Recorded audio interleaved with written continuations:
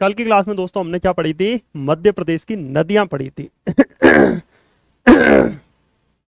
और साथ ही साथ दोस्तों हमने जलप्रपात पढ़े थे। ठीक है, मध्य प्रदेश की नदियां पढ़ी थी और साथ ही साथ क्या पढ़े थे? जलप्रपात पढ़े थे। फटाफट रिवीजन करते हैं और उसके बाद क्लास को आगे कंटिन्यू करते हैं। ठीक है।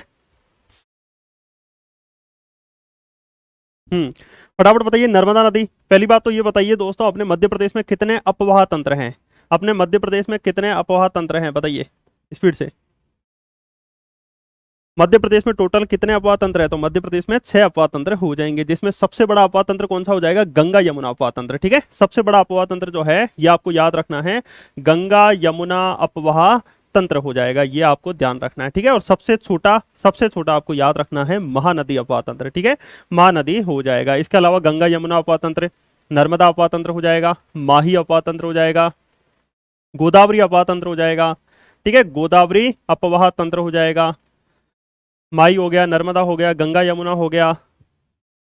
ठीक है, तो टोटल 6 अपवाह तंत्र हो जाएंगे, याद रखना, जिसमें सबसे बड़ा गंगा यमुना हो जाएगा, सबसे छोटा महानदी अपवाह तंत्र हो जाएगा। इसके अलावा ताप्ती ताप्ती अपवाह तंत्र आपको याद रखना है। ठीक है, 1 2 3 4 5 और 6 अपवाह तंत्र, जिसमें साथ ही साथ आपको याद रखना है गंगा यमुना अपवाह तंत्र के कितने उप अपवाह तंत्र हैं? 3। कौन कौन से?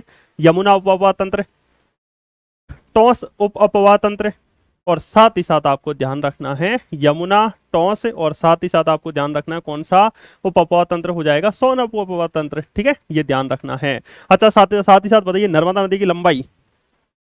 नर्मदा नदी की लंबाई याद रखना, टोटल 1312 किलोमीटर हो जाएगी, जिसमें से अपने मध्य प्रदेश में कितनी बहती है? 1077 किलोमीटर। ठीक है, अपने एमपी में कितनी बहती है? 1077 किलोमीटर हो जाएगी। मध्य प्रदेश की 4 से 5 सबसे बड़ी नदियां, सबसे बड़ी नदी नर्मदा, दूसरी चंबल, तीसरी सोन, चौथी ताप्ती, और पांचवी आपको याद रखना है कौन सी हो जाएगी? बेतवा नदी। ठीक है, कौन सी हो जाएगी? बेतवा नदी, आपको ये ध्यान रखना है। अच्छा, फटाफट ये बताइए अनूपपुर में कौन कौन से जलप्रपात हैं? स्पीड से बताइए, चीजें याद हो रही है ना? रिवीजन कर रहे हो ना चीजें? अनूपपुर में कपिलधारा, दुग्धारा, लक्ष्मणधारा, दुर्गाधारा जलप्रपात हो जाएगा। साथ ही साथ ये बताइए बरगी बरगी परियोजना कहाँ पे है? जबलपुर में। जबकि आपको ये बताना है ओमकारेश्वर परियोजना कहाँ है? ओमकारेश्वर खंडवा में। कितने मेगावाट? 520 मेगावाट। ठीक है। अच्छा, चंबल नदी मध्य प्रदेश की दूसरी सबसे बड़ी नदी, कितने राज्यों से होकर निकलती है? 3। एमपी, राजस्थान और यूपी में। ठीक है, और इस चंबल नदी पर 3 प्रमुख परियोजनाएं कौन कौन सी बनी है? 3 प्रमुख परियोजनाएं। सबसे पहली गांधी सागर, गांधी सागर जो कि कहां पे बनी है?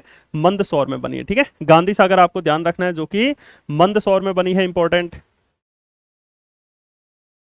गांधी सागर जो कि कहाँ पे बनी है? मंदसौर में बनी है, ये आपको ध्यान रखना है। और साथ ही साथ दोस्तों, कितने मेगावाट बिजली का उत्पादन? 115। फिर राणा प्रताप सागर जो कि 172, और फिर जवाहर सागर जो कि 99 मेगावाट बिजली का उत्पादन करती है।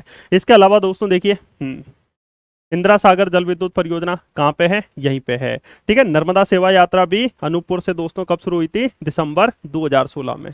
148 दिन की यात्रा थी। अमृतलाल विगड़ यहीं के हो जाएंगे, जबलपुर के हो जाएंगे, नर्मदा पुत्र के नाम से जाने जाते हैं। इसके अलावा देखिए, सरदार सरोवर परियोजना भी इसी नर्मदा नदी पर है।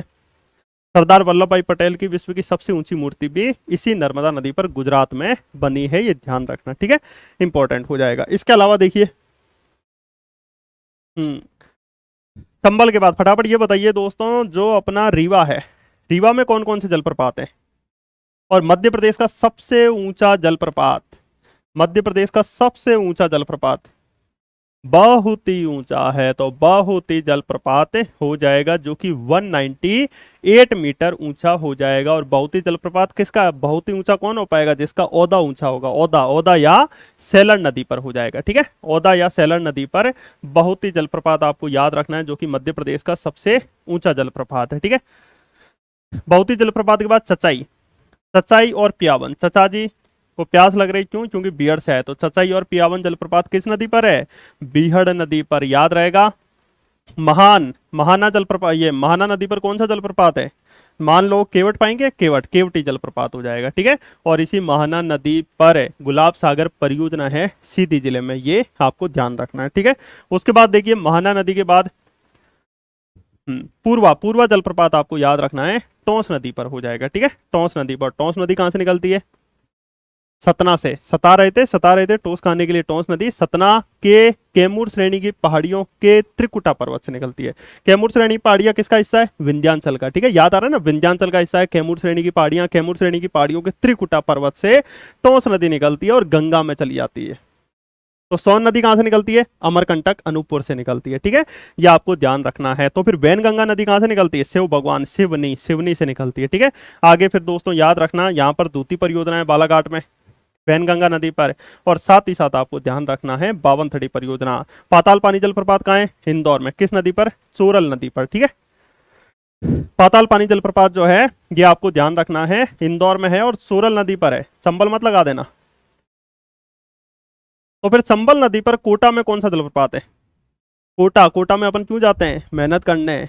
चूलिया तो चुलिया जलप्रपात जो है चंबल नदी पर कोटा में हो जाएगा, ये आपको ध्यान रखना है। समझ में आ गया इतना? अच्छा फटाफट, मंदार और दर्दी जलप्रपात खंडवा के आसपास आपको देखने को मिल जाएंगे नर्मदा नदी पर। तो फिर सहस्त्रधारा जलप्रपात कहाँ है? सहस्त्रधारा जलप्रपात खरगोन में हो जाएगा, ये आपको ध्यान रखना है, इंपॉर्टेंट। बेतवा नदी कहां से निकलती है? रायसेन जिले के कुमरा गांव से, आपको ध्यान रखना है। ठीक है, ओरछा शहर किस नदी के किनारे है? बेतवा नदी के किनारे। कन्हरगढ़ का किला किस नदी के किनारे है? दतिया में सिंध नदी के किनारे। सिंध नदी कहां से निकलती है? विदिशा के सिरोंज से निकलती है, ये आपको ध्यान रखना है। समझ में आ गया? इसके अलावा देखिए दोस्तों,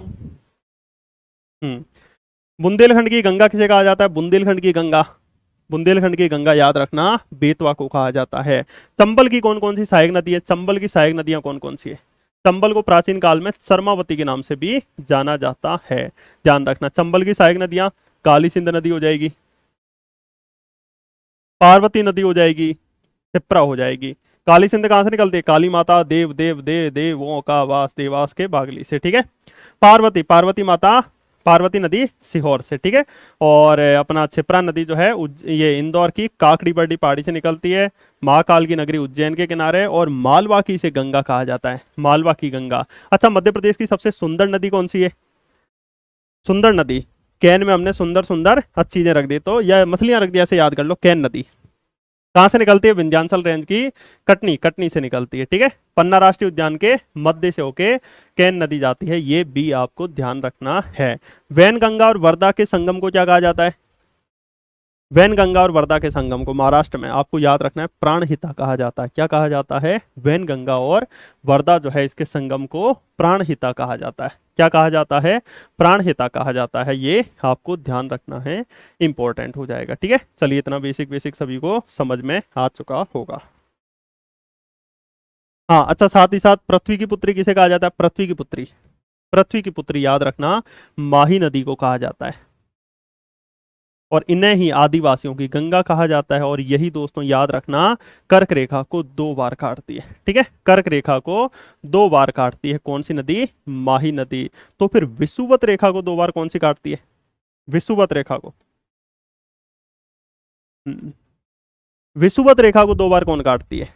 कांगो या जायरे नदी, जो कि अफ्रीका में बहती है। और विषुवत रेखा के नीचे है मकर रेखा। मकर रेखा को 2 बार कौन सी नदी काटती है? तो लिम्पोपो। कौन सी? लिम्पोपो। कौन सी? लिम्पोपो। ठीक है, तो ये आपको ध्यान रखना है, थोड़ी थोड़ी चीजें वर्ल्ड ज्योग्राफी की भी याद करते जाना। अच्छा ये बताइए, सूर्य विषुवत रेखा पे लंबवत कब टकराता है? लंबवत कब होता है? सूर्य जो है विषुवत रेखा पे लंबवत कब होता है? 21 मार्च और 23 सितंबर। कर्क रेखा पे लंबवत कब होता है? 21 जून। कब? 21 जून।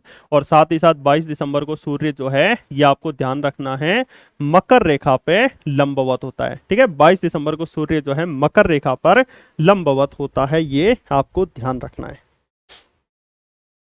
समझ में आ गया? तो ये बेसिक बेसिक चीजें आपको एग्जाम के पॉइंट ऑफ व्यू से महत्वपूर्ण याद रखना है। हम्म। चलिए दोस्तों, अब आप चालू कर लेते हैं मध्य प्रदेश के वन।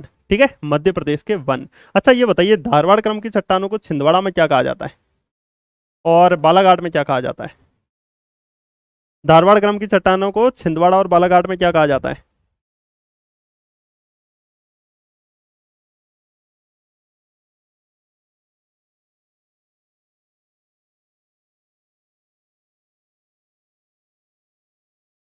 छिंदवाड़ा में सोनसर और बालाघाट में चिल्पी चिलम्पी रहते चिल्पी, ये धारवाड़ क्रम की चट्टान है। ठीक है, ये आपको ध्यान रखना है। चलिए इतना समझ में आ गया। हाँ, तो आज दोस्तों हम क्या चालू करेंगे, मध्य प्रदेश के वन।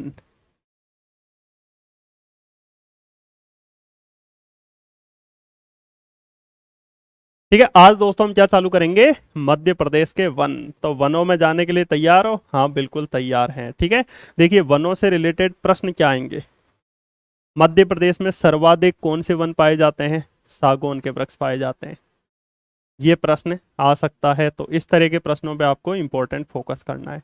मध्य प्रदेश राज्य वन विकास निगम की स्थापना कब हुई? ये आ सकता है। मध्य प्रदेश राज्य अनुसंधान संस्थान कहाँ पर है? वन अनुसंधान संस्थान कहाँ पर है? ये प्रश्न आ सकता है। इसके अलावा दोस्तों पूछा जा सकता है कि मध्य प्रदेश में वनों को कितने आधार पर बांटा गया? ये प्रश्न आ सकता है। साथ ही साथ आपको ध्यान रखना है, प्रश्न आ जाएगा जैसे ये मध्य प्रदेश और कॉन्सेप्चुअली पूछना है कि मध्य प्रदेश के पूर्वी और दक्षिण पूर्वी एरिया में कौन से वन पाए जाते हैं? बताइए, उष्ण कटिबंधीय, आर्द्र पर्णपाती वन, या फिर शुष्क पर्णपाती वन, या फिर कटीले वन। ऐसे प्रश्न आ सकते हैं। ठीक है, समझ रहे हो प्रश्न। और देखिए एमपीपीएससी प्री में प्रीवियस में कैसे प्रश्न पूछे गए कि पूरे भारत में सबसे ज्यादा सागौन के वन कहाँ पाए जाते हैं? तो मध्य प्रदेश में पाए जाते हैं। ठीक है, ये याद रखना। और मध्य प्रदेश के भी जितने जो वृक्ष हैं उन सभी में सागौन के वृक्ष सबसे ज्यादा पाए जाते हैं। एक बार और प्रश्न पूछ लिया गया था एमपीपीएससी प्री 2020 में कि मध्य प्रदेश में सागौन के वृक्ष कितने परसेंट पाए जाते हैं? तो 19.36% पाए जाते हैं, यानी लगभग 20%। दोस्तों इन वनों में तो ये मान लो मेरी स्थिति खराब हो गई। एक किताब में पढ़ूं कुछ और डाटा है, दूसरी में पढ़ूं कुछ और डाटा है, वेबसाइट पे देखूं कुछ और डाटा है, कहीं कुछ और डाटा है, कहीं किसी ने कुछ और पढ़ाया है। बड़ी हालत खराब हो रही है आजकल, ये मान लो सही डाटा लाने में। और डर लगता है कहीं कोई गलत नहीं पढ़ा दूं, क्योंकि मैं चीज़ों को याद करवाता हूँ और आपको पूरी चीज़ें याद होती है और याद होती है, और याद होता हुआ कहीं गलत याद हो गया तो वो मेरे ऊपर वो पूरा आ जाएगा। तो इसलिए मैंने थोड़ा वो रात वाली क्लासें बंद कर दी है।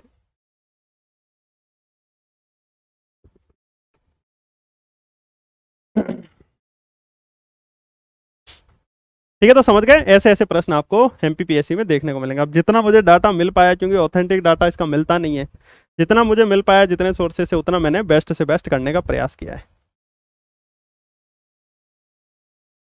हाँ, अभी एमसीक्यूज वाली कुछ दिन क्लास नहीं होगी।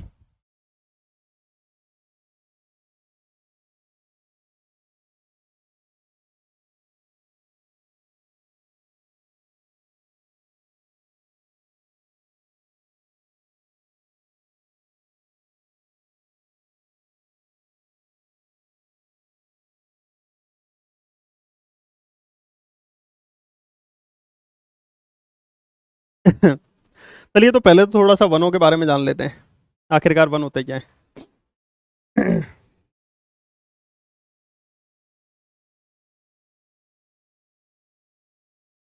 सबसे पहले आपको याद रखना है वन। वनों में भारत सरकार के द्वारा, जिसमें अंग्रेजों की सरकार थी, वन अधिनियम आया था। ठीक है, वन अधिनियम आया था। कब आया था? 1927 में। 1927 में वन अधिनियम आया था, जिसके तहत यह कहा गया था कि जो भूमंडल है, भूमंडल का वह भाग, जमीन के मंडल का वह भाग जो वृक्षों से ढका हुआ है, क्या कहलाते हैं? वन कहलाते हैं। ठीक है, याद रखना। वन अधिनियम कब आया, ये प्रश्न आ सकता है। तो 1927 में आया था। कब आया था? 1927 में वन अधिनियम आया था।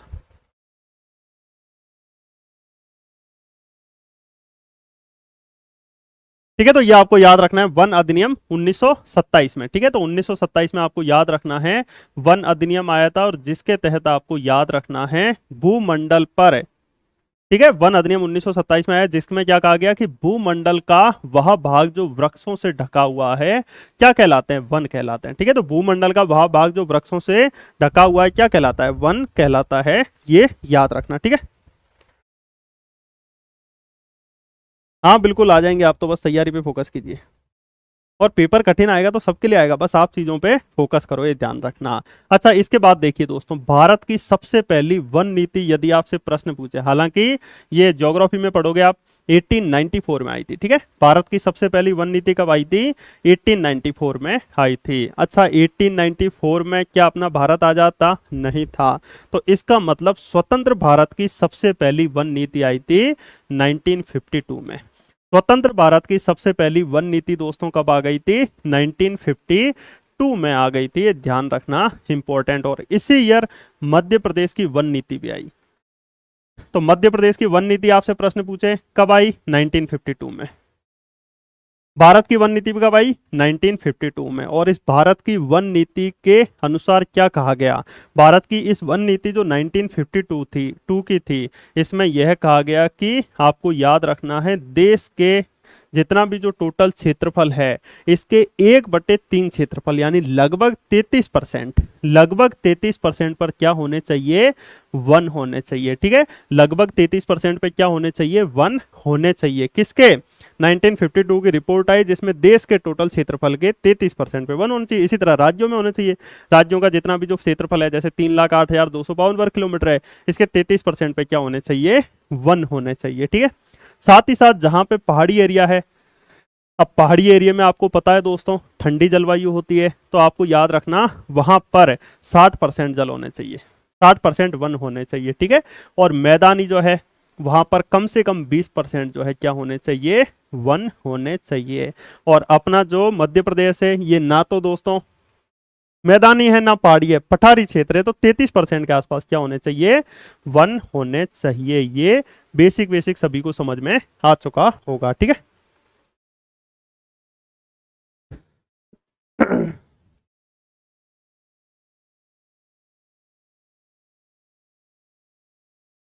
हाँ तो देखिए वन अधिनियम 1927 के अनुसार भूमंडल का वह भाग जो वृक्षों से घिरा है वन कहलाता है।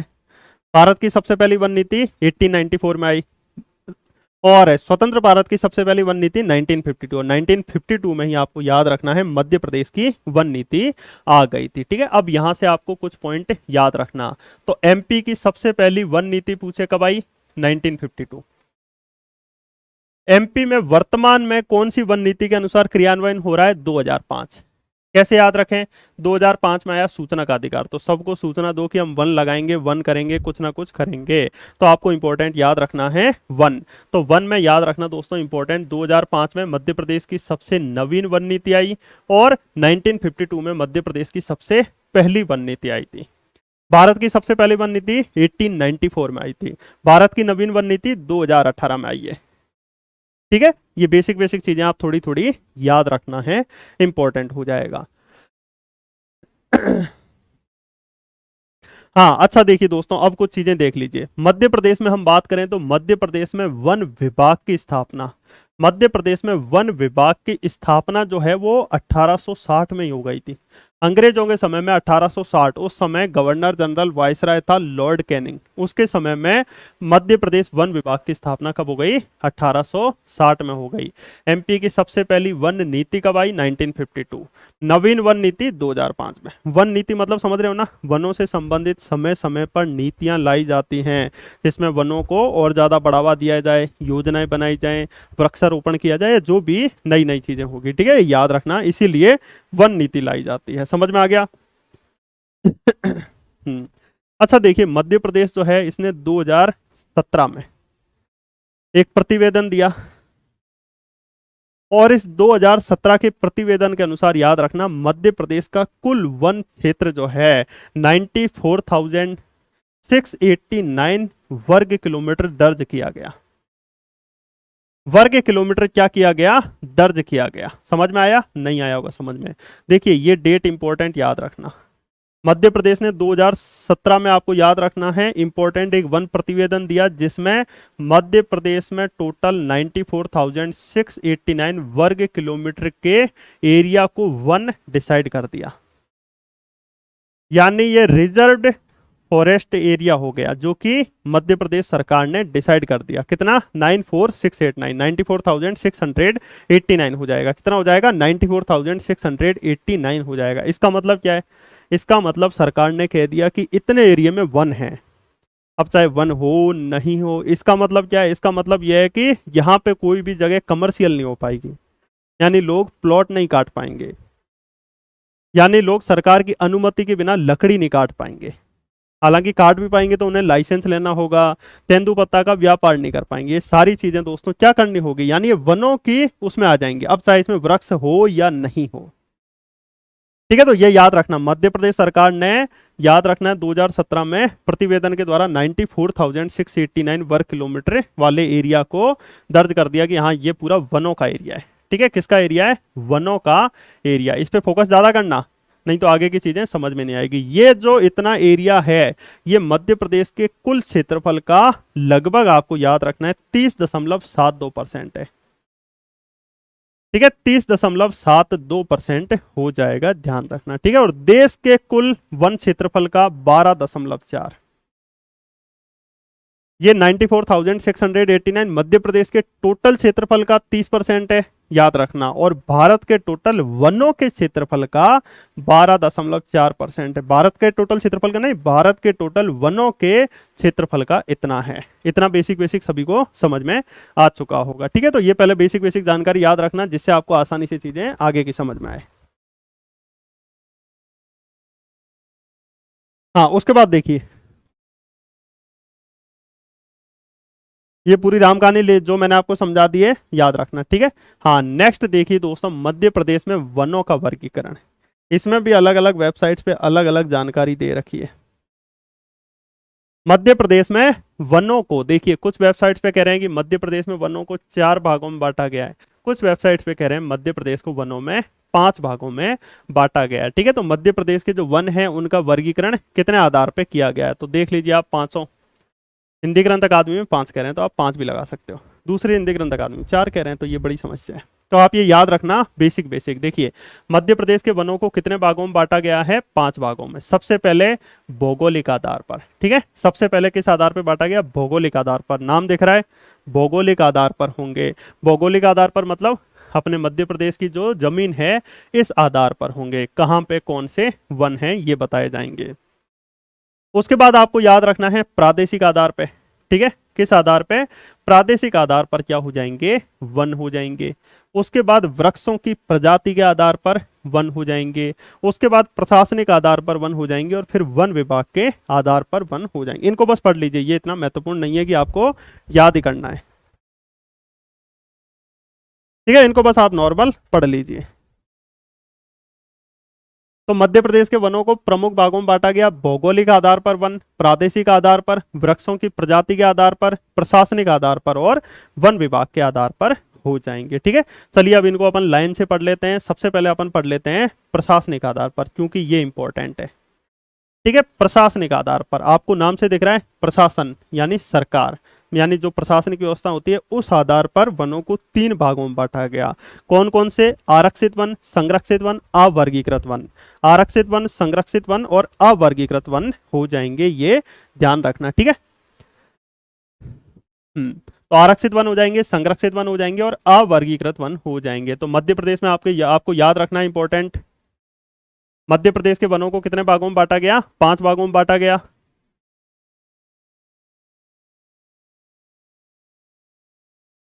एनसीईआरटी में 4 है, एमपी की भी एनसीईआरटी आती है क्या, कौन सी आपने एनसीईआरटी पढ़ ली?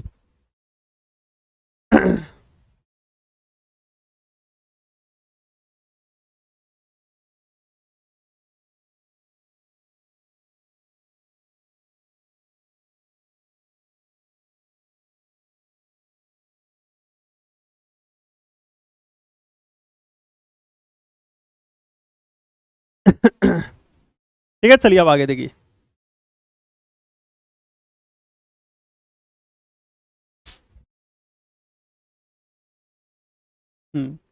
ठीक है, तो ये याद रखना। अब अपन सबसे पहले पढ़ते हैं प्रशासनिक आधार पर वनों का वर्गीकरण। तो प्रशासनिक आधार पर वनों को कितने भागों में बांटा गया, 3 भागों में ये बांटा गया। कितने भागों में, 3। प्रशासन, अब प्रशासन दोस्तों देखिए, वो वन था ना, वनों वाला एरिया कितना था, 94,689, जो कि मध्य प्रदेश सरकार ने डिसाइड किया था। ठीक है, अब वो जो 94,689 है, ठीक है, याद रखना 94,689 है, इसको प्रशासनिक आधार पर 3 भागों में बांटेंगे, आरक्षित वन, संरक्षित वन और अवर्गीकृत वन। ठीक है, कौन से वन? आरक्षित वन, संरक्षित वन और अवर्गीकृत वन हो जाएंगे। तो देखिए कितने भागों में बांटा गया? 3 भागों में प्रशासनिक आधार पर। प्रशासनिक आधार पर कितने भागों में बांटा गया? 3 भागों में, आरक्षित वन, संरक्षित वन और अवर्गीकृत वन। ठीक है, आरक्षित वन, संरक्षित वन और अवर्गीकृत वन हो जाएंगे। अच्छा, नाम से दिख रहा है दोस्तों आरक्षित वन है ये, इसका मतलब सरकार का यहाँ पर क्या होगा? आरक्षण होगा। एक तरह से याद रखो, अब आरक्षण किसी का होता है तो और कोई ले पाता है आरक्षण? नहीं ले पाता। ठीक है, नहीं ले पाता, ये याद रखना। आरक्षित यदि होता है तो फिर ले पाता है? नहीं, अलग अलग, हाँ इंडिया का अलग होगा, ये अलग होगा एमपी का। ठीक है, याद रखना दोस्तों, आरक्षित कोई ले पाता, आरक्षण नहीं ले पाता। अब देखिए दोस्तों, आरक्षित वन कौन से वन होते हैं? बेसिक बेसिक चीजें जान लीजिए। ठीक है,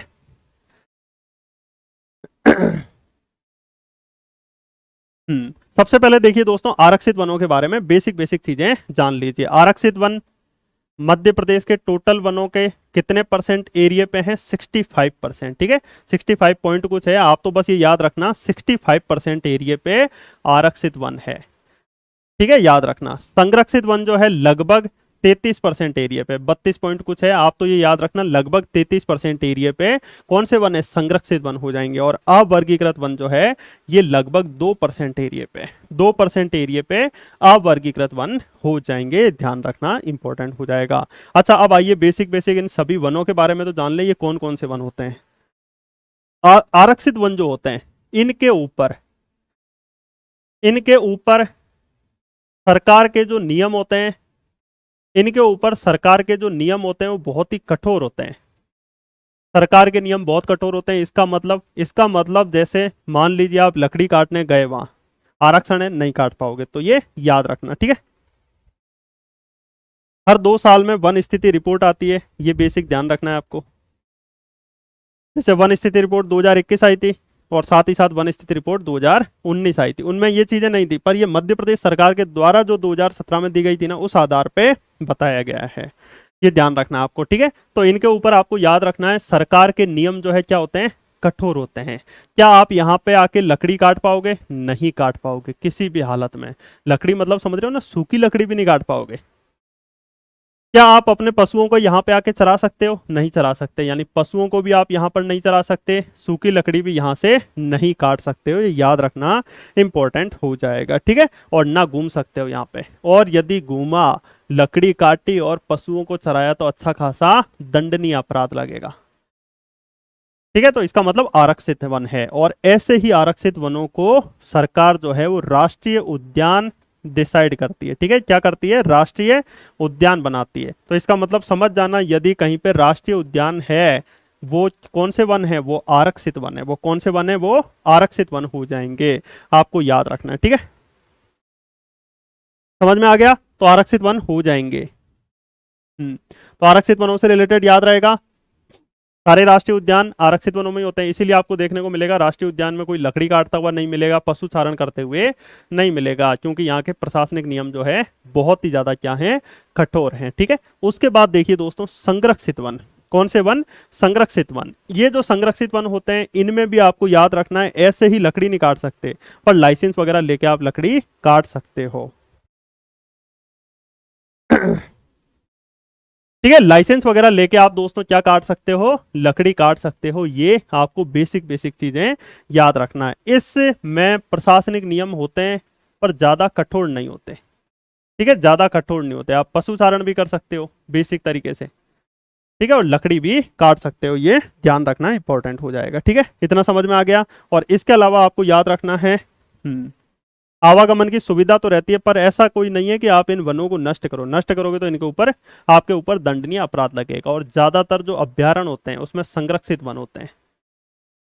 ठीक है, अभ्यारण्यों में संरक्षित वन। यदि आपके यहाँ अभ्यारण्य है गाँव वाँव में, तो आपको देखने को मिलेगा गाँव के लोग वहीं अपनी बकैयों को चरा रहे हैं, वहीं सब कुछ हो रहा है। तो आरक्षित वन, संरक्षित वन और अवर्गीकृत वन। अपने मध्य प्रदेश में पूछ ले कि प्रशासनिक आधार पर कितने प्रकार के वन है? 3 प्रकार के, आरक्षित, संरक्षित और अवर्गीकृत हो जाएंगे। अब आइए दोस्तों, अवर्गीकृत वन। ठीक है, अवर्गीकृत वन। अवर्गीकृत वन ऐसे वन हैं जिनको ना तो सरकार ने आरक्षित वन की श्रेणी में डाला और ना ही सरकार ने संरक्षित वनों की श्रेणी में डाला, ये पूरे फ्री हैं। ठीक है, ये याद रखना, वो पूरे दोस्तों क्या है, फ्री हो जाएंगे, याद रखना। इसमें आप चाहे पशुओं को चराओ, चाहे आप खुद बैठो जाके, आपकी मर्जी है। ये अवर्गीकृत है, इनको सरकार ने अभी तक वर्गीकृत नहीं किया। और ये लगभग 1.8%, 1.8% या लगभग आप मान लीजिए 2% एरिया पे अवर्गीकृत वन फैले हैं। अच्छा फटाफट बताइए स्पीड से, प्रशासनिक आधार पर वनों को कितने भागों में बांटा गया?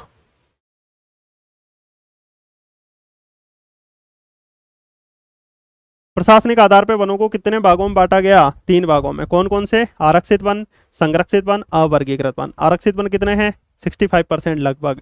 संरक्षित वन कितने हैं? लगभग 33%। और अवर्गीकृत वन लगभग 1.8 या 2% हो जाएंगे। ठीक है, आरक्षित वनों में क्या आप लकड़ी काट सकते हो? नहीं काट सकते, क्योंकि प्रशासनिक नियम बहुत कठोर हैं। कैसे याद रखें? जहां आरक्षण हो जाता है क्या आप उस सीट में जा सकते हो? नहीं, नियम है, तो ऐसे याद रखो। और आरक्षित वनों में क्या बनते हैं? राष्ट्रीय उद्यान। संरक्षित वनों में क्या बनते हैं? अभ्यारण्य। और अवर्गीकृत तो आपकी मर्जी है। ठीक है, ये आपको ध्यान रखना है। चलिए ये देखिए, थोड़ा थोड़ा देख लीजिए। ये अपने संरक्षित वन है, ये संरक्षित वन है, ये देखो दिख रहे हैं।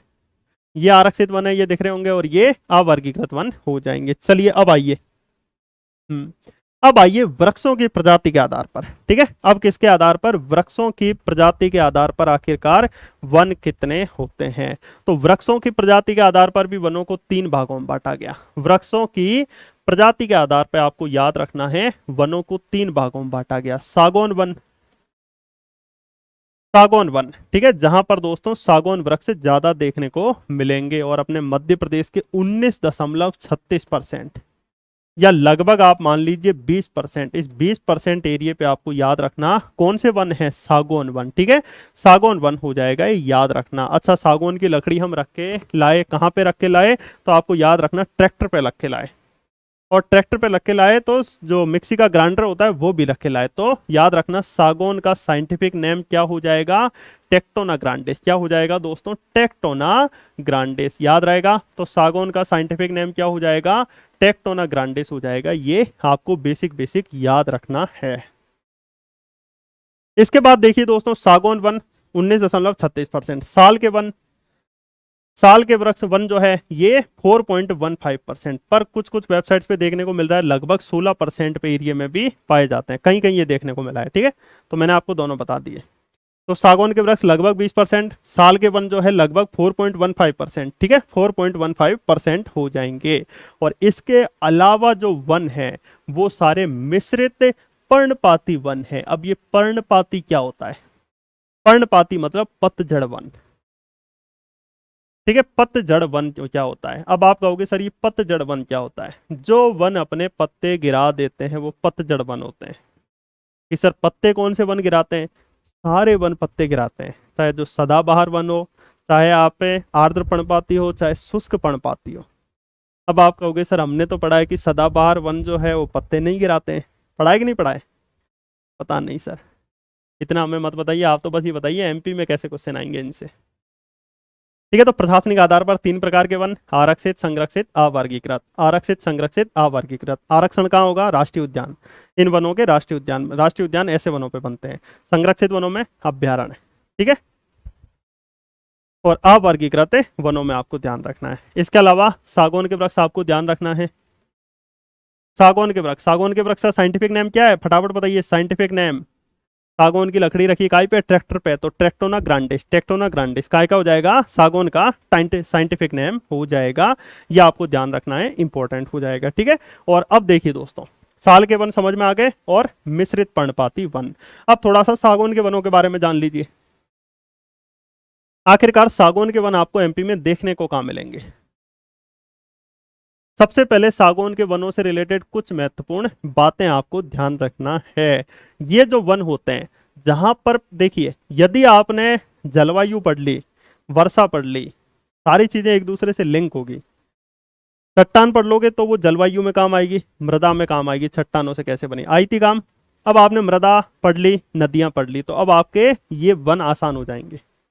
आपको याद रखना है सागौन के वन कहां पे मिलेंगे? जहां 75 से 125 सेंटीमीटर के मध्य जहां वर्षा होगी, वहां पे आपको सागौन के वृक्ष देखने को मिल जाएंगे। ठीक है, आपको याद रखना है। जैसे प्रमुख रूप से जैसे जबलपुर के आसपास आपको देखने को मिलेगा, देखिए ये है पूर्व, ये है पश्चिम, ये है उत्तर, ये है दक्षिण। अच्छा, इतना तो आपको सभी को समझ में आ चुका होगा कि उत्तर पश्चिम में सागौन के वन कम होंगे, क्योंकि यहाँ तो 50 से 75 सेंटीमीटर के पास पास वर्षा होती है। निम्न वर्षा वाला क्षेत्र है, पता है आपको, ये निम्न वर्षा वाला क्षेत्र मैंने बताया था आपको। तो यहां पर सागौन के वृक्ष कम होंगे, सागौन के वन कम होंगे। तो इसका मतलब दक्षिण पूर्वी एरिया में आपको सागौन के वन देखने को मिलेंगे। पर सागौन के वनों की एक और शर्त है, सागौन के वन जो होते हैं ज्यादातर काली मिट्टी में होते हैं। किस मिट्टी में होते हैं? काली मृदा में होते हैं। इसका मतलब हम कह सकते हैं मध्य प्रदेश के इस एरिया में सागौन के जो वन है वो ज्यादा देखने को मिलेंगे। ठीक है, सागौन के वन जो है किस एरिया में देखने को मिलेंगे? इस एरिया में सागौन के वन जो है ये आपको ज्यादा देखने को मिलेंगे। समझ में आ गया? जिसमें प्रमुख रूप से आपको याद रखना है सागौन के जो वन है होशंगाबाद, होशंगाबाद में आपको याद रखना है बोरी घाटी। होशंगाबाद में बोरी घाटी अभ्यारण्य, वहां बहुतायत में सागौन के वन है। वहां बहुतायत में सागौन के वन आपको देखने को मिल जाएंगे। याद रखना इंपॉर्टेंट हो जाएगा। समझ में आया थोड़ा थोड़ा?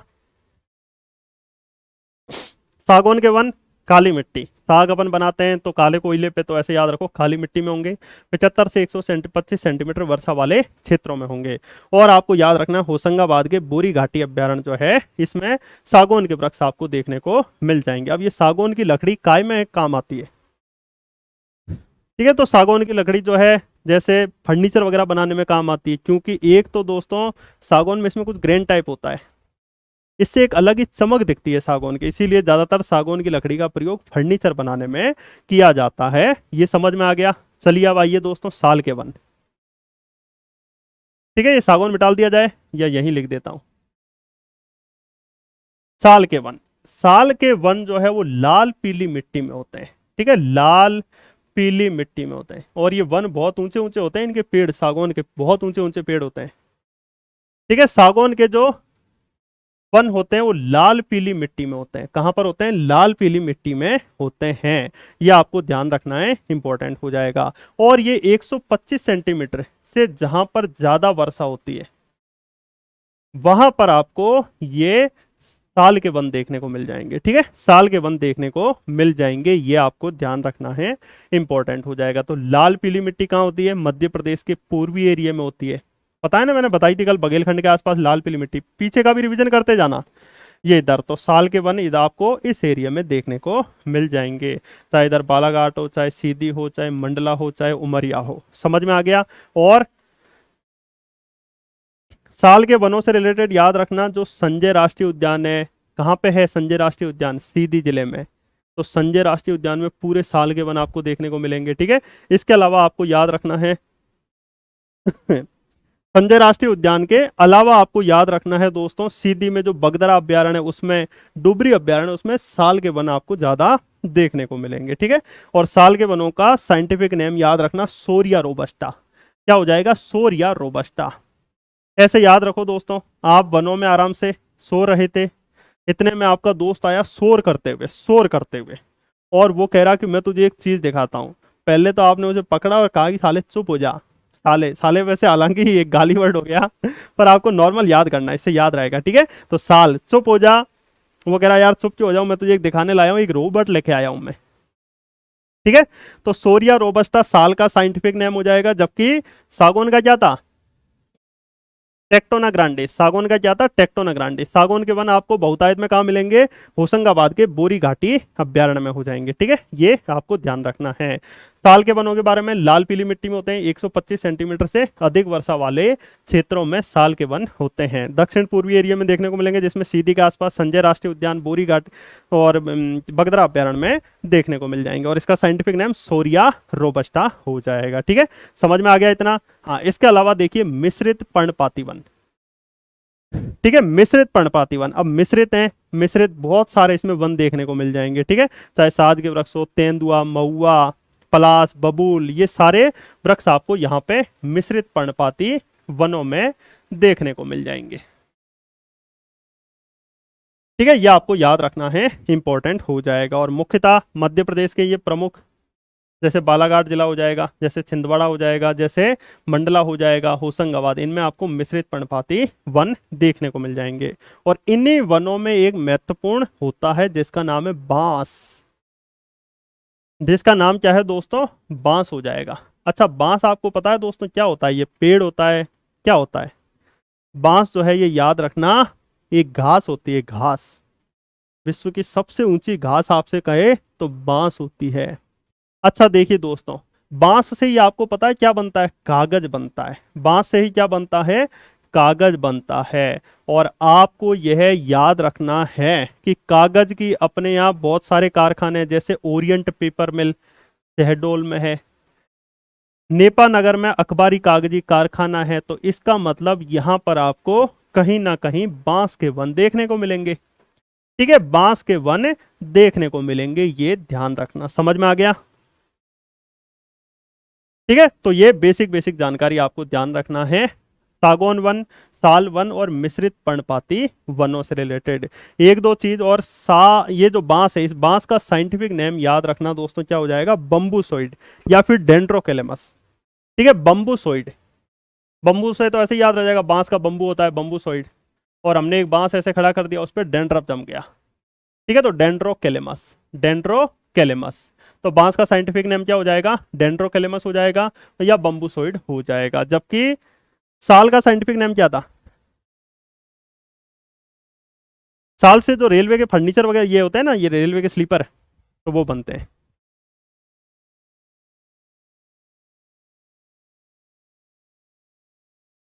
ठीक है।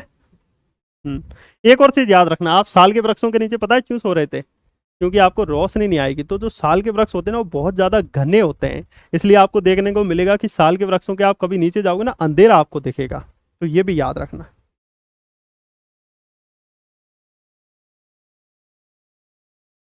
ठीक है। वन स्थिति रिपोर्ट 2021 आई होगी, वन नीति नहीं आई होगी।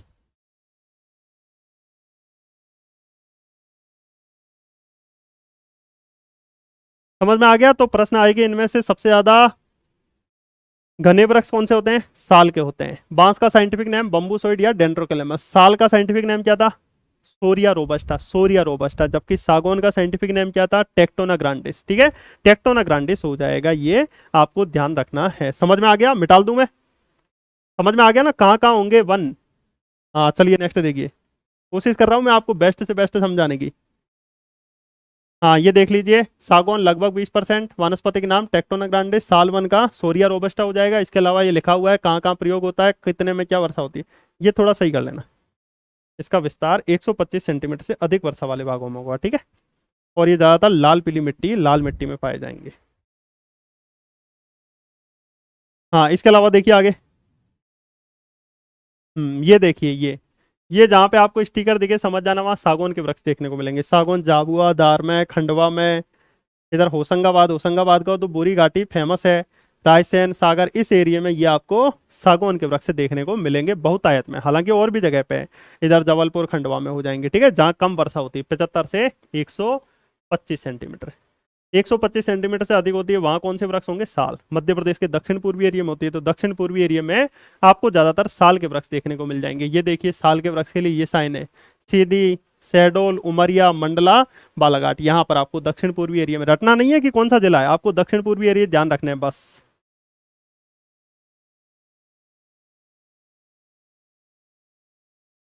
ठीक है, ये आपको ध्यान रखना। और इसके अलावा दोस्तों, ये मिश्रित पर्णपाती वन, मिश्रित मतलब सारे वन उसमें देखने को मिलेंगे, जिसमें सबसे प्रमुख कौन है, बांस। इसीलिए आपको देखने को मिला है, देखिए ये बांस।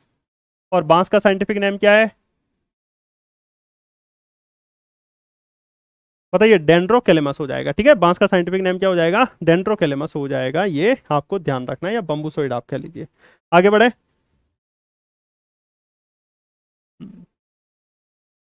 तो ये बेसिक सभी को समझ में आ चुका होगा। चलिए अब अपन पढ़ेंगे दोस्तों क्या, ये क्या कहते हैं मानसूनी जलवायु के आधार पर, या फिर जलवायु के आधार पर कह लीजिए, या फिर आप भौगोलिक क्षेत्र के आधार पर कह लीजिए, वनों का वर्गीकरण। ठीक है, जलवायु कह लीजिए या भौगोलिक क्षेत्र कह लीजिए। देखिए, प्रशासनिक आधार पर हमने देखे कितने वन थे, 3। कौन कौन से, आरक्षित, संरक्षित, अवर्गीकृत। सबसे ज्यादा कौन से थे, आरक्षित, आरक्षित वनों में हम क्या बनाते हैं, राष्ट्रीय उद्यान, अभ्यारण्य। आरक्षण है राष्ट्रीय उद्यान, इसका मतलब आरक्षित वन के नियम कठोर होंगे। संरक्षित कितने परसेंट थे, लगभग 33%। आरक्षित कितने थे, लगभग 65%। 65% मतलब समझ रहे हो ना, 2/3 लगभग, ठीक है। 2/3 से थोड़े कम है, 2/3 लगभग, जबकि संरक्षित वन 1/3 है और अवर्गीकृत तो है ही नहीं। उसके बाद हमने क्या देखे, वृक्षों की प्रजाति के आधार पर, सागौन साल मिश्रित, सागौन साल मिश्रित जिसमें सागौन वन एमपी में सबसे ज्यादा है।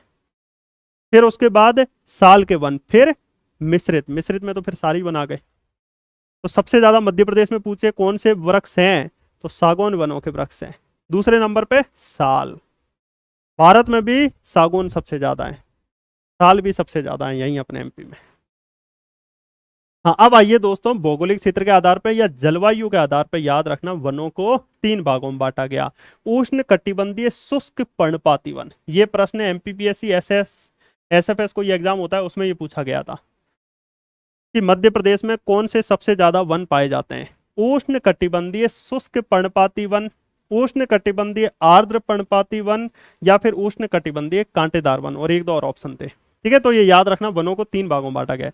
इसमें भी अलग अलग वेबसाइट पे अलग अलग लिखा है। यहाँ लिखा है उष्ण कटिबंधीय अर्ध पर्णपाती वन, अर्ध कर दिया उसको, आधा कर दिया, आदियों की पत्तियां जड़ेंगी, आदियों की नहीं जड़ेगी। कहीं लिख दिया पर्णपाती वन, उष्ण कटिबंधीय पर्णपाती वन। तो इसका थोड़ा सा समझ लीजिए आप पहले, नाम क्या है दोस्तों, उष्ण कटिबंधीय, उष्ण कटिबंधीय पर्णपाती वन। अपने मध्य प्रदेश में ज्यादातर कैसे वन हैं, उष्ण कटिबंधीय पर्णपाती वन है। पर्णपाती मतलब देखिए, उष्ण कटिबंध मतलब समझिए, यह अपनी पृथ्वी, यह है 0 डिग्री, 0 डिग्री से 23.5 डिग्री और 23.5 डिग्री, ये क्या है, कटिबंध। यहाँ पे सूर्य लंबवत पड़ता है, हाँ बिल्कुल ऐसे जाता है, ऐसे जाता है, तो ये कैसा कटिबंध है, उष्ण कटिबंध है। और यहाँ के जो वृक्ष होते हैं वो अपनी पत्तियों को झाड़ देते हैं, पतझड़, पत्तियों को झाड़ देते हैं, इसीलिए इन यहाँ के वनों को हम कहते हैं उष्ण कटिबंधीय पर्णपाती वन, ठीक है। पर्णपाती वन हो जाएंगे, इसका मतलब कहीं ना कहीं एक समय पर आपको देखने को मिलेगा पत्तियां सारी झाड़ दी। पत्तियां क्यों झाड़ते हैं आपको पता है, गर्मी में दोस्तों, गर्मी में वनों को पानी की जरूरत होती है, पानी की कमी पड़ती है प्रकाश संश्लेषण की क्रिया के कारण, और प्रकाश संश्लेषण की क्रिया आपको पता ही है, ठीक है। तो अब दोस्तों पानी की जरूरत पड़ती है, तो गर्मियों के मौसम में पानी ये नहीं ले पाते हैं, जब पानी नहीं ले पाते हैं तो ये अपनी पत्तियों को झाड़ देते हैं, पतझड़ वन। इसीलिए आपको देखने को मिलेगा जहां पर वर्षा कम होती है, जहां पर वर्षा कम होती है वहां पर आपको छोटी पत्ती के वन मिलेंगे। जैसे राजस्थान वाला एरिया देखिए, राजस्थान में भी, पश्चिमी राजस्थान, खेजड़ी मिलेगी आपको, खेजड़ी। अपने मध्य प्रदेश में भी वर्षा किधर कम होती है, इधर कम होती है, तो इधर आपको बबूल वगैरह, ये जो जिनमें पत्तियां कम होती है वो वाले वन आपको देखने को मिल जाएंगे, ठीक है। समझ में आ गया, बेसिक बेसिक, बेसिक ही समझना है, एमपी ज्योग्राफी में इतना डिटेल में नहीं जाना है, ठीक है। तो ये बेसिक बेसिक सभी को समझ में आ चुका होगा।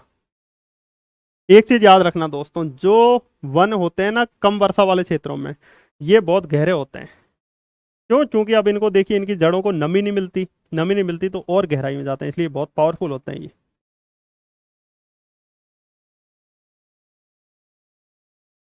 ठीक है। ये समझ में आ गया। हाँ चलिए अब आगे देखिए, उष्ण कटिबंधीय पर्णपाती वन का मतलब क्या होता है, अपने मध्य प्रदेश में ज्यादातर उष्ण कटिबंधीय पर्णपाती वन है, यानी पतझड़ वन ही है। और जलवायु के आधार पर मध्य प्रदेश को कितने भागों में बांटा गया, उष्ण कटिबंधीय, उष्ण कटिबंधीय शुष्क पर्णपाती वन, शुष्क पर्णपाती वन। उसके अलावा उष्ण कटिबंधीय आर्द्र पर्णपाती वन और उष्ण कटिबंधीय कटीले वन, ठीक है, कटीले वन हो जाएंगे। चलिए अब इनके बारे में थोड़ा थोड़ा बेसिक बेसिक सभी को बारे में जान लेते हैं। पहले मैप में देखिए थोड़ा सा, जिससे समझ में आ जाए।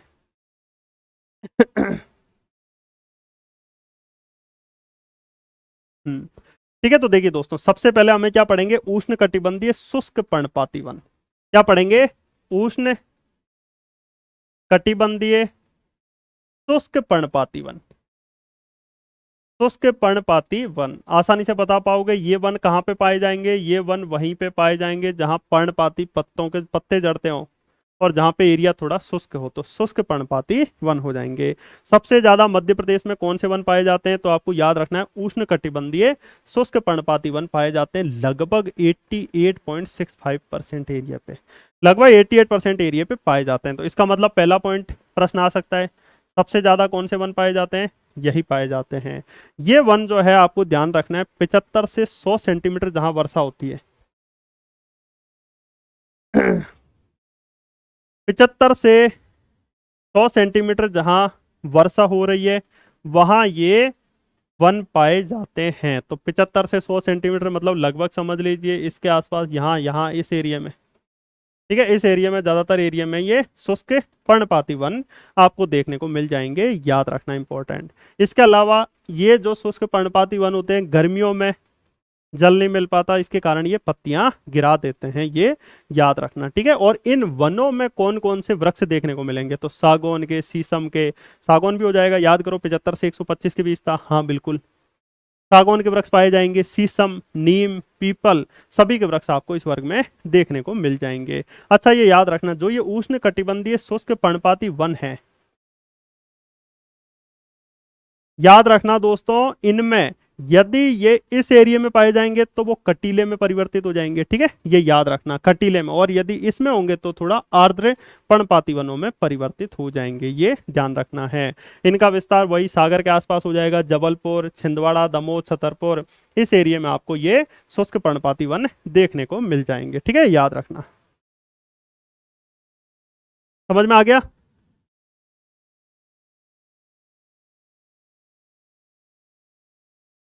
सर्वाधिक क्षेत्र में पाए जाते हैं ये सारी जानकारी लिखी है, आराम से अपन पढ़ लेना। ये देखिए ये इस एरिया में आपको उष्ण कटिबंधीय शुष्क पर्णपाती वन देखने को मिल जाएंगे, ठीक है, उष्ण कटिबंधीय, यहाँ पे शुष्क पर्णपाती वन लिख लीजिए, शुष्क पर्णपाती वन जो कि आपको ये देखिए इस एरिया में ज्यादा देखने को मिल जाएंगे। शुष्क पर्णपाती है, यदि ज्यादा शुष्क होते हैं तो कंटीले में परिवर्तित हो जाते हैं, ज्यादा आर्द्र होते हैं तो आर्द्र पर्णपाती वन में परिवर्तित हो जाते हैं। हाँ सभी बुक मैं कहता रहा हूँ, यहाँ वेबसाइट बुक से सब में कुछ भी दे रखा है, क्योंकि डाटा ऑथेंटिक है नहीं ना, हमें भी बहुत दिक्कत आती है। चलिए समझ में आ गया। हाँ उसके बाद देखिए ये उष्ण कटिबंधीय शुष्क पर्णपाती। अब दूसरे पॉइंट, ये सबसे ज्यादा ये है, बस ये याद रखना। दूसरा पॉइंट आपको याद रखना है उष्ण कटिबंधीय आर्द्र पर्णपाती वन। अब आर्द्र पर्णपाती वन कहाँ पे पाए जाएंगे? जहां आर्द्रता ज्यादा होगी, और आर्द्रता ज्यादा कहाँ पे होगी? जहां वर्षा ज्यादा होती है, और वर्षा अपने एमपी में कहाँ पे ज्यादा होती है? दक्षिण पूर्वी एरिया में। कहाँ पे ज्यादा होती है? दक्षिण पूर्वी एरिया में। रटने की कोई बात ही नहीं है, समझोगे तो सारी चीजें आसानी से समझ में आ जाएगी। तो अपन बात करें मंडला, बालाघाट, सीधी, ठीक है, शहडोल, इन क्षेत्रों में इनका विस्तार है। अच्छा मैंने क्या बताया, वर्षा जहां ज्यादा होगी वहां आर्द्रता होगी, वहीं पे आर्द्र पर्णपाती वन पाए जाएंगे। यानी ये जो वन है 100 से 150 सेंटीमीटर वर्षा वाले क्षेत्रों में पाए जाते हैं, जबकि शुष्क पर्णपाती वन 75 से 100 में पाए जाते हैं, ठीक है, ये आपको ध्यान रखना है। समझ में आ गया? रटना नहीं है, उष्ण कटिबंधीय शुष्क पर्णपाती, उष्ण कटिबंधीय आर्द्र पर्णपाती हो जाएंगे, ठीक है, ये याद रखना इंपॉर्टेंट हो जाएंगे। चलिए अब आगे देखिए।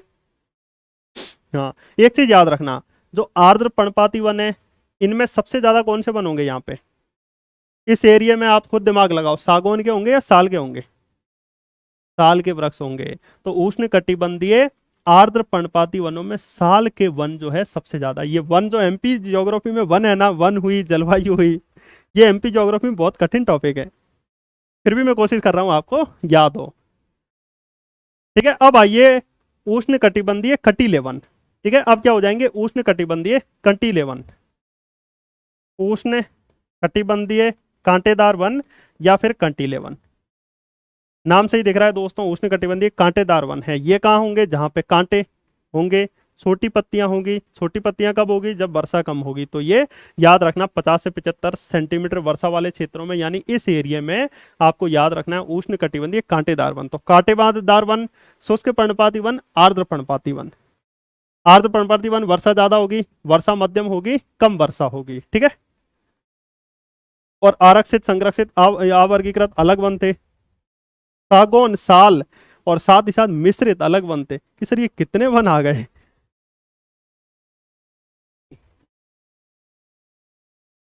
ठीक है, ये आपको ध्यान रखना है, इंपॉर्टेंट हो जाएगा। बेसिक बेसिक सभी को समझ में आ गया। आगे देखिए। तो ये शुष्क पर्णपाती वन, ये आर्द्र पर्णपाती वन, और ये कांटेदार वन हो जाएंगे। हाँ ये देख लीजिए। हाँ देखिए, कांटेदार वन जो है ये गोला गोला है ना, ये यहाँ पे। कांटेदार वन यहाँ थोड़े से, यहाँ इधर इस एरिया में देखने को मिलेंगे। और ये यहाँ पे आर्द्र पर्णपाती वन। ठीक है, समझ में आ गया सभी को? चलिए आगे बढ़िए। हाँ अब आइए प्रादेशिक आधार पे।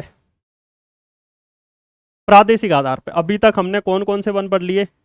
जलवायु या भौगोलिक आधार पे उष्णकटिबंधीय, आर्द्र पर्णपाती, कांटेदार और शुष्क पर्णपाती वन। ठीक है, ये हमने पढ़ लिए। इसके अलावा हमने प्रशासनिक आधार पर कौन से? साल, सागौन, सॉरी, आरक्षित, संरक्षित और अवर्गीकृत हो जाएगा। इसके अलावा हमने वृक्षों की प्रजाति के आधार पर साल, सागौन और मिश्रित वन हो जाएंगे।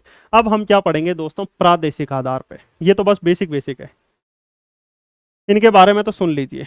जैसे ये है, ये अपन ने बनाया मध्य प्रदेश का प्रदेश। इसमें सबसे पहले देखिए विंध्य कैमूर वन क्षेत्र, विंध्यांचल रेंज है, इसी की ये हिस्सा है कैमूर पर्वत श्रेणी। ठीक है, तो विंध्य कैमूर रेंज वाले जो वन है, विंध्य कैमूर प्रदेश में बांट दिया। विंध्य कैमूर वाले वन कह दिए, मुरैना शिवपुरी वाले वन कह दिए, और नर्मदा घाटी के दक्षिण वाले वन कह दिए, बस अपन ने। प्रादेशिक आधार पर, ठीक है। विंध्य कैमूर वन क्षेत्र रीवा पन्ना के पठार साइड देखने को मिलेंगे। ऊपर जो है मुरैना शिवपुरी वन क्षेत्र हो जाएगा, मध्य भारत में देखने को मिलेगा। और नर्मदा का दक्षिण वन क्षेत्र सतपुड़ा मेखल वाला हो जाएगा। इसके अलावा एक और पर्वतीय वन भी कहीं कहीं बुक में देखने को मिला है, वो पर्वतीय वाले एरिया में, जैसे सतपुड़ा रेंज के आसपास पर्वतीय वन देखने को मिल जाएंगे। समझ में आ गया सभी को? आगे बढ़े।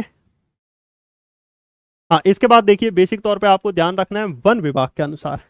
वन विभाग के अनुसार कौन कौन से वन हैं? राजकीय वन, निगम निकाय वन और निजी वन हो जाएंगे। ठीक है, राजकीय वन, निगम निकाय वन और निजी वन हो जाएंगे। अच्छा, राजकीय वन कौन से वन होते हैं? जिन पे सरकार का हस्तक्षेप है, जिन पे सरकार का क्या है? हस्तक्षेप है। जैसे मैंने आपको बताया था 94,689, ये रिजर्व फॉरेस्ट एरिया है। इसका मतलब ये पूरा क्या है? राजकीय वन है। ठीक है, राजकीय वन हो जाएगा। समझ में आया? इसके बाद देखिए दोस्तों, निगम निगम निकाय वन आपको देखने को मिलेगा। पंचायत, पंचायतों ने अपने गांव में वन लगवा दिए। अब गांव तो वन क्षेत्र में नहीं आएगा ना, वो तो अलग रहेगा। गांव में दोस्तों क्या लगवा दिए कि चलो आज सभी वृक्ष लगाएंगे।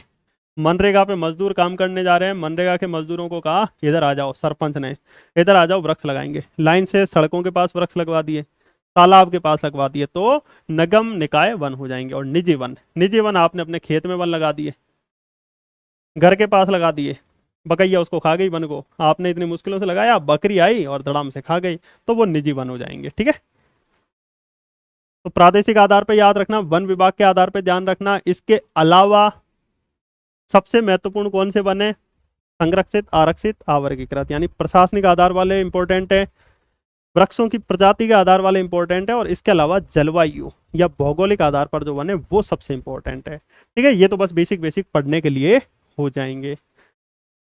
ठीक है, समझ में आ गया? हाँ अब आइए दोस्तों, मध्य प्रदेश में वन संपदा।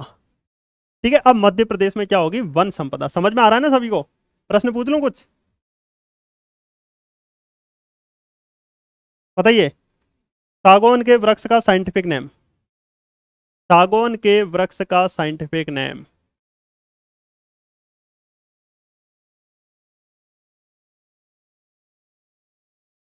साल के वन, वन का साइंटिफिक नेम। साथ ही साथ ये बताइए, जलवायु के आधार पर वन कितने भागों में बांटे गए?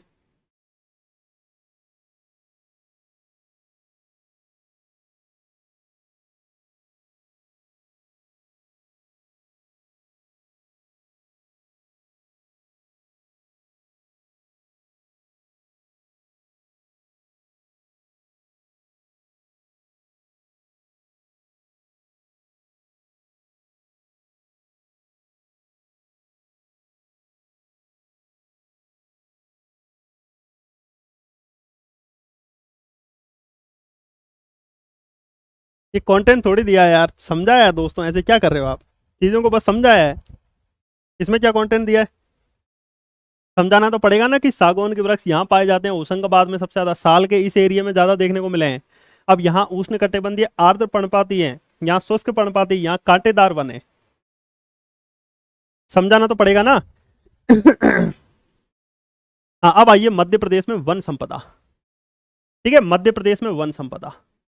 तो मध्य प्रदेश में जो वन संपदा है इसे दो भागों में बांटा गया, एक तो मुख्य संपदा जिसमें मुख्य वन आ जाएंगे, और एक गौण संपदा हो जाएगी। ठीक है, एक गौण संपदा हो जाएगी। तो अब थोड़ा थोड़ा बेसिक बेसिक अपन सभी इनके बारे में जान लेते हैं और उसके बाद आगे कंटिन्यू करेंगे। याद हो रहा है ना सभी को, सारी चीजें याद हो रही होगी आसानी से, मैं ऐसा समझ रहा हूं।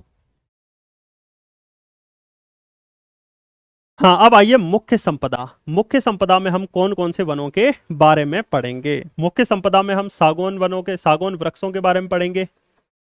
इसके अलावा साल के जो वृक्ष हैं उसके बारे में पढ़ेंगे। इसके अलावा जो बांस के जो वृक्ष हैं उनके बारे में हम पढ़ेंगे और अपन देख लेंगे। गौण संपदा में जैसे कत्था, खैर के वृक्षों के बारे में पढ़ेंगे। तेंदुपत्ता, उसके वृक्षों के बारे में पढ़ेंगे। ठीक है, और भी जो है जैसे बिलावा हो जाएगा, तेंदुपत्ता हो जाएगा, ठीक है, लाख हो जाएगा, इन सब के बारे में थोड़ा थोड़ा देख लेंगे। तो मुख्य संपदा और गौण संपदा। अच्छा देखिए, मुख्य संपदा वृक्ष हैं। आप ये देखिए, वनों से भी तो मध्य प्रदेश को कहीं ना कहीं इमारती लकड़ी प्राप्त होती है। आज 5 बजे तक ये, ठीक है, इमारती लकड़ी क्या होती है? प्राप्त होती है। प्राप्त होती है तो आपको याद रखना, मध्य प्रदेश सरकार को भी इससे क्या होता है? ज्यादा से ज्यादा लाभ होता है। तो लगभग अपन बात करें तो साल भर में मुख्य संपदा से 50 करोड़ के आसपास दोस्तों आमदनी हो जाती है। अब जिसमें सबसे पहले हम जानेंगे दोस्तों किस वृक्ष के बारे में? सागौन के बारे में। ठीक है, सागौन की लकड़ी कहाँ प्रयोग होती है? सागौन की लकड़ी आपको याद रखना है फर्नीचर उद्योग में प्रयोग होती है। किसमें? फर्नीचर उद्योग में प्रयोग होती है, ध्यान रखना। सागौन के वृक्ष आपको कहाँ पे देखने को मिलेंगे? कहाँ पे देखने को मिलेंगे? जहाँ 75 से 125 सेंटीमीटर वर्षा होगी वहां पे। और इसके अलावा क्या कंडीशन है? काली मिट्टी, काली मिट्टी में ज्यादातर आपको सागौन के वृक्ष देखने को मिल जाएंगे। ये दोनों मैंने चीजें आपको बता दी है, याद रखना। ठीक है, इंपॉर्टेंट हो जाएगा। अब इसमें दोस्तों सागौन की लकड़ी में एक ग्रेन होता है, जिसके कारण सागौन की लकड़ी एक अलग ही फिनिशिंग मारती है, इसीलिए फर्नीचर उद्योग में इसका प्रयोग किया जाता है। और होशंगाबाद की जो बोरी घाटी अभ्यारण्य है, इस बोरी घाटी अभ्यारण्य में बहुतायत में आपको ये देखने को मिल जाएगा। तो इतना आपको सागौन के बारे में याद रखना है। अब आइए साल का वृक्ष, यहीं पे लिखता जाता हूं मैं, सागौन।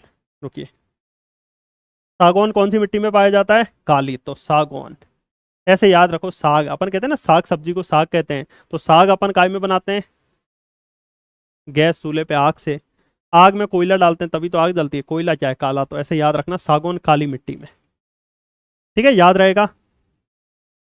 हाँ, इसके अलावा साल, साल के वृक्ष 125 सेंटीमीटर से ज़्यादा वर्षा वर्षा होगी वहाँ पे ये होंगे, याद रखना। 125 सेंटीमीटर के आसपास। कौन सी मिट्टी में पाए जाएंगे? लाल पीली, लाल पीली मिट्टी में पाए जाएंगे। और बहुतायत आपको कहाँ पे देखने को मिलेगी? इधर संजय राष्ट्रीय उद्यान, ये पूरे साल के वृक्षों से भरे पड़े हैं, ये याद रखना। साल की लकड़ी कहाँ प्रयोग होती है? रेलवे के स्लीपर वगैरह बनाने में प्रयोग होती है। और मध्य प्रदेश में सागौन के वृक्ष सबसे ज्यादा हैं। दूसरे नंबर पे कौन से हो जाएंगे? साल के वृक्ष हो जाएंगे। ठीक है, चलिए समझ में आ गया। और ये मध्य प्रदेश के पूर्वी और दक्षिण पूर्वी एरिया में देखने को मिलेंगे। एक चीज याद रखना, देश के सर्वाधिक साल के वृक्ष अपने एमपी में पाए जाते हैं। देश में मान लीजिए 100 वर्ग किलोमीटर में साल के वृक्ष हैं तो 50% यही मिल जाएंगे आपको एमपी में, याद रखना। प्रश्न आ सकता है। ठीक है, चलिए इतना सभी को समझ में आ चुका होगा। इसके अलावा अब आ जाइए बांस। बांस, बांस के बारे में आपको थोड़ा थोड़ा याद रखना है। 75 सेंटीमीटर या उससे अधिक वर्षा वाले क्षेत्रों में क्या होता है? बांस होता है। ठीक है, 75 सेंटीमीटर या उससे अधिक वर्षा वाले क्षेत्रों में बांस होता है। बांस की बहुत सारी प्रजातियां, एक तो डेंड्रोकैलिमस प्रजाति पाई जाती है, साइंटिफिक नाम भी इसका यही हो जाएगा। ठीक है, इसके अलावा स्ट्रिक्स प्रकार का बांस भी हमें देखने को मिल जाएगा, याद रखना। बांस की लकड़ी का प्रयोग किसमें होता है? कागज उद्योग में होता है। किसमें होता है? कागज उद्योग में होता है। इसलिए जहां जहां पे अपन को कागज उद्योग देखने को मिलेंगे, समझ जाना कि बांस की लकड़ी का प्रयोग हो रहा है। अपने मध्य प्रदेश में आपको पता है ओरिएंट पेपर मिल, ये पेपर मिल भी याद रखते जाना, आगे काम आएगी।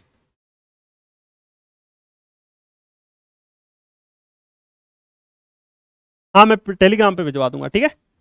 हाँ बिजी नहीं अभी तक, मैं भिजवा दूंगा। तो देखिए ओरिएंट पेपर मिल आपको याद रखना है शहडोल में, शहडोल में। और शहडोल में आपको पता है कोयला भी है। शहडोल में आपको पता है ना सुहागपुर कोयला क्षेत्र, इसको ऐसे याद रखो। सुहागपुर यानी अपने पूरे सुहाग के लिए एक औरत आई, उसने कही मैं तो अपने सुहाग के लिए चूल्हे पे बनाऊंगी रोटी। चूल्हे पे बनाने के लिए कोयला चाहिए, तो सुहागपुर कोयला क्षेत्र कहाँ है, शहडोल में हो जाएगा। समझ में आ गया। हाँ उसके बाद दोस्तों अब सुहाग है, सो कूल्हे चूल्हे पे क्या बना रही है, वो बना रही है रोटी।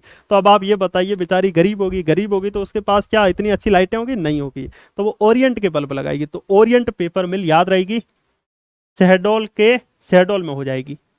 और शहडोल में ही सुहागपुर कोयला क्षेत्र है, और शहडोल में ही ओरिएंट पेपर मिल है, तो ये याद करना। इसके अलावा बुरहानपुर, ये जो तीर दिख रहा है ये बुरहानपुर का है, ये बैतूल का है, वो बालाघाट का है। तो बुरहानपुर में नेपा नगर अखबारी कागजी कारखाना जो है, उसमें भी कागज के लिए आपको ध्यान रखना है बांस का प्रयोग किया जाता है। समझ में आ गया, इंपॉर्टेंट। इसके अलावा कुछ बांस से रिलेटेड याद रखना है आपको। सबसे ज्यादा बांस आपसे पूछे तो कहां पे पाया जाएगा, बालाघाट में, ठीक है। सबसे ज्यादा बांस कहां पे पाया जाएगा, बालाघाट में। अब बांस ट्रीटमेंट प्लांट, बांस का ट्रीटमेंट किया तो उसके लिए बांस को हमने भयंकर सताया, सताया तो सतना में, सतना में क्या हो जाएगा, बांस ट्रीटमेंट प्लांट। तो बांस ट्रीटमेंट प्लांट सतना में हो जाएगा, बांस सबसे ज्यादा बालाघाट में। और बांस का जो म्यूजियम है वो आपको ध्यान रखना है इंदौर में हो जाएगा, ठीक है। म्यूजियम टाइप क्या है, मतलब यहाँ बांस यहाँ बिकता है, ये ध्यान रखना, ठीक है। समझ में आ गया। बांस का म्यूजियम या सरकारी शोरूम आप कह लीजिए, जो कि इंदौर में हो जाएगा, और 2017-18 में यहाँ पे हो जाएगा, ठीक है। बांस में नवलखा नामक एक जगह है, वहां पे देखने को मिलेगा। ओरिएंट का बल्ब बहुत कॉस्टली होता है, चलिए कोई दिक्कत नहीं, आप तो बस याद कर लीजिए, अपन को याद करना है। ओरिएंट पेपर मिल आगे काम आएगी, क्योंकि ये जब अपन उद्योग पढ़ेंगे ना तब वो काम आएगी, इसलिए मैंने याद करा दिया। समझ में आ गया दोस्तों, ये मुख्य संपदा थी, ठीक है। तो ये मुख्य संपदा थी, गौण संपदा अब अपन पढ़ेंगे। मुख्य संपदा में सागौन, साल और बांस। सागौन का साइंटिफिक नेम बता दिया, कहाँ पे, फर्नीचर उद्योग में काम होता है, बांस कागज उद्योग में काम होता है। अब आइए गौण संपदा। ठीक है, पढ़ना है तो थोड़ा पढ़ लीजिए थोड़ा सा।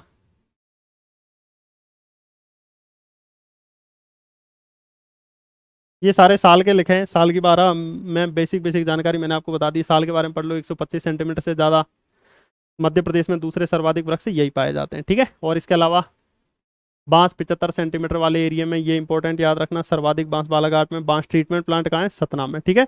और बांस की प्रजाति बालकोबा, सतना उमरिया, ये इतना महत्वपूर्ण नहीं है। बांस सरकारी शोरूम याद रखना इंदौर, इंदौर के नवलखा में बांस का सरकारी शोरूम हो जाएगा, ठीक है। हाँ इसके अलावा अब आइए दोस्तों गौण संपत्ति। गौण संपदा के तहत आपको याद रखना है, जैसे तेंदुपत्ता हो जाएगा, कत्था हो जाएगा, ये सारी चीजें गौण संपत्ति के तहत आती है, ये आपको ध्यान रखना है, ठीक है। जैसे तेंदुपत्ता, कत्था, हर्रा, बिलावा, ये सारी चीजें हो जाएंगी। इनसे दोस्तों आपको क्या पता है, तेंदुपत्ता से आपको याद रखना है बीड़ी बनती है। इसके अलावा दोस्तों याद रखना हर्रा चर्म शोधन में काम आता है, खैर से कत्था बनता है, ठीक है। लाख, लेसिबल लोक्का नामक कीट से लाख बनता है। तो ये बेसिक बेसिक चीजें आपको ध्यान रखना है। और इन वस्तुओं के उत्पादन हेतु आपको दोस्तों लाइसेंस लेना पड़ता है, ठीक है। क्या लेना पड़ता है, लाइसेंस लेना पड़ता है। ऐसा नहीं कि मुंह उठा के तेंदू पत्ते तोड़ के आप चले गए, तोड़ने चले गए वनों में, ऐसे नहीं तोड़ सकते, सरकार से लाइसेंस लेना पड़ेगा आपको, ठीक है। ये आपको ध्यान रखना है। हाँ तो सबसे पहले देखिए दोस्तों, हम पढ़ेंगे खैर के वृक्ष। खैर के वृक्ष से आपको याद रखना है क्या निकलता है, कत्था निकलता है, ठीक है। क्या निकलता है, खैर के वृक्ष से कत्था निकलता है, याद रखना। और ये जो कत्था होता है ये पाचन तंत्र में बहुत काम आता है, ठीक है। किसी व्यक्ति का पाचन तंत्र यदि खराब है तो आप खैर के वृक्ष से कत्था निकाल के खा सकते हो, डायरेक्ट मत खा लेना। अब ये जो कत्था है दोस्तों खैर के वृक्षों में देखने को मिलेगा, और खैर के वृक्ष मध्य प्रदेश में थोड़ी थोड़ी थोड़ी थोड़ी मात्रा में कहीं ना कहीं आपको देखने को मिल जाएंगे। पर इंपॉर्टेंट क्या है, शिवपुरी, शिवपुरी और बामोर, शिवपुरी और बामोर में याद रखना खैर के वृक्ष से कत्था बनाने का कारखाना है, ठीक है। शिवपुरी और बामोर में खैर के वृक्ष से कत्था बनाने का कारखाना है, ये ध्यान रखना, ठीक है। हाँ वही हो जाएगा, वही वही वही, पान पे जो कत्था लगा रहता है वही यही है। ठीक है, तो याद रहेगा। तो खेर के वृक्ष से कत्था बनाने का कारखाना। नहीं नहीं, उगाते हैं कहीं याद नहीं रखना, कारखाने जरूर याद रखना। खेर के वृक्ष से कत्था, ये खेरवार जनजाति जो होती है ना वो लगाती है। और खेर के वृक्ष से कत्था कहाँ होता है? शिवपुरी बामोर, शिवपुरी बामोर, शिवपुरी बामोर में हो जाएगा। ठीक है, ये आपको ध्यान रखना है, इंपॉर्टेंट। इसका मतलब शिवपुरी और बामोर के आसपास के जो जंगल है उनके वनों में खेर से कत्था निकाला जाता है। ठीक है, ये आपको ध्यान रखना है।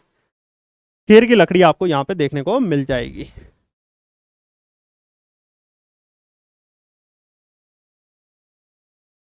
ठीक है, समझ में आ गया। चलिए उसके बाद देखिए दोस्तों, आपको याद रखना है लाख। लाख आपको पता है काम आता है, चूड़ियों में काम आता है। तो लाख की चूड़ियां भी बनती है कि सर ऐसा कौन सा लाख है जिसकी चूड़ियां बनती है? खिलौने बनते हैं। और आप लाखों रुपए कमाने की इरादे रखते हो? हाँ बिल्कुल रखते हैं। तो आप जब तक कमाओगे लाखों रुपए तब तक आपकी उम्र निकल जाएगी। तो लाख का सरकारी कारखाना आपको याद रखना है, उमरिया में हो जाएगा। ठीक है, कहाँ पर हो जाएगा? उमरिया में लाख का सरकारी कारखाना आपको देखने को मिल जाएगा, ये आपको ध्यान रखना है। ठीक है, तो लाख का सरकारी कारखाना कहाँ पे हो जाएगा? उमरिया में, ध्यान रखना है। समझ में आ गया?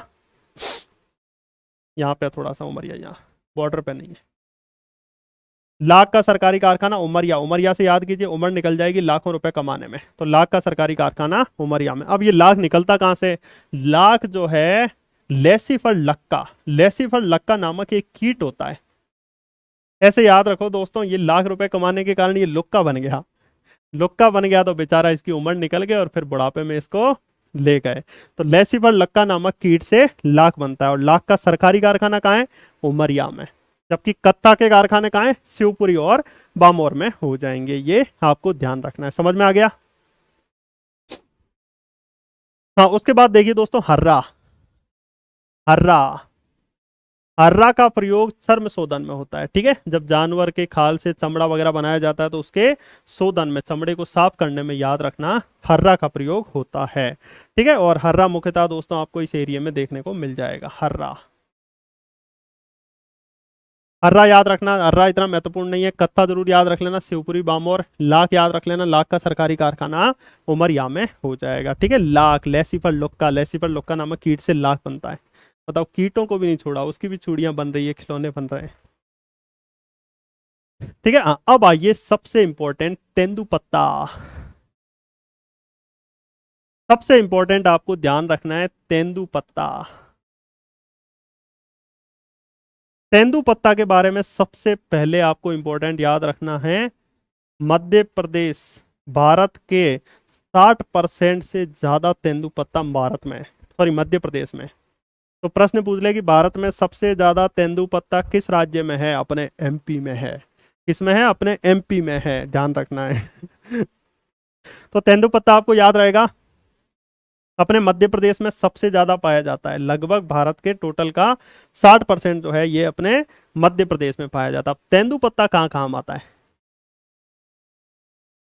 तेंदुपत्ता काम काम आता है तो आपको याद रखना है, बीड़ी उद्योग में काम आता है। जो तेंदुपत्ते का वृक्ष होता है उससे तेंदुपत्ता तोड़ा जाता है, तोड़ के आपको ध्यान रखना है उसकी वो गोल गोल बनाई जाती है, उसमें वो भरा जाता है तंबाकू वगैरह, और उसको फिर धागे से बांध दिया जाता है और उसी से बीड़ी बनाई जाती है। एक रिपोर्ट आई थी मध्य प्रदेश में जिसमें ये डिसाइड हुआ था कि मध्य प्रदेश में पुरुषों से ज्यादा महिलाएं बीड़ी पीती हैं। क्यों महिलाओं? तो फिर इस तुम निकले, आप तो पता ही नहीं था हमें।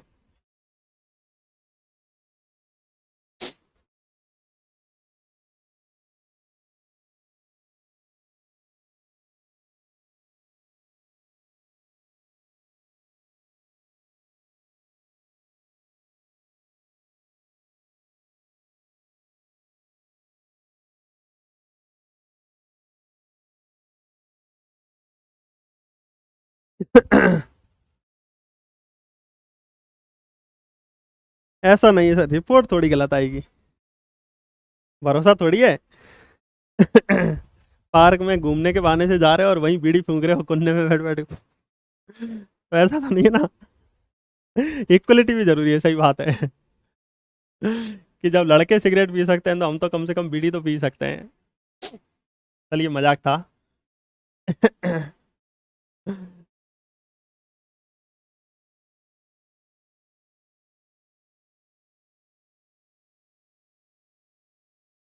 ठीक है, तो अब ये याद रखना तेंदुपत्ता। अच्छा देखिए तेंदुपत्ता जो है, अब लोग क्या कर रहे थे, महिलाएं बीड़ी पीने में आ गए हैं, तो महिलाएं भग भग के जाएं जो तेंदुपत्ता के वृक्षों से तेंदुपत्ता तोड़ के लाएं, उसको ऐसे गोल गोल करें, उसमें जर्दा भरें और धागा डाल के फिर बीड़ी पीने लग जाए। सरकार परेशान हो गई, सरकार ने कही कि अब इस तेंदुपत्ते का करना होगा राष्ट्रीयकरण अपन को।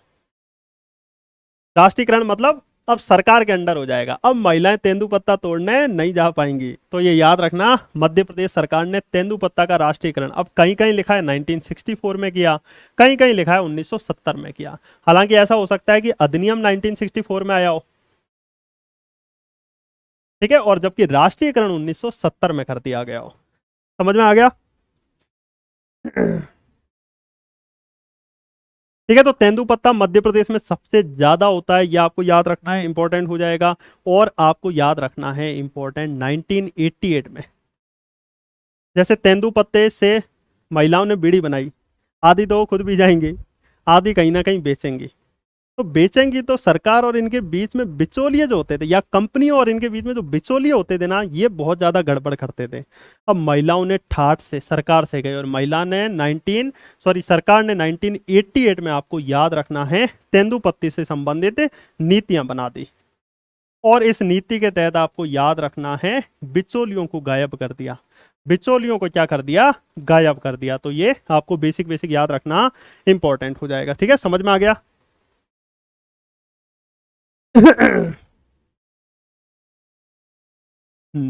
अच्छा आप देखिए दोस्तों, आप ये बताइए बीड़ी कहाँ पियोगे?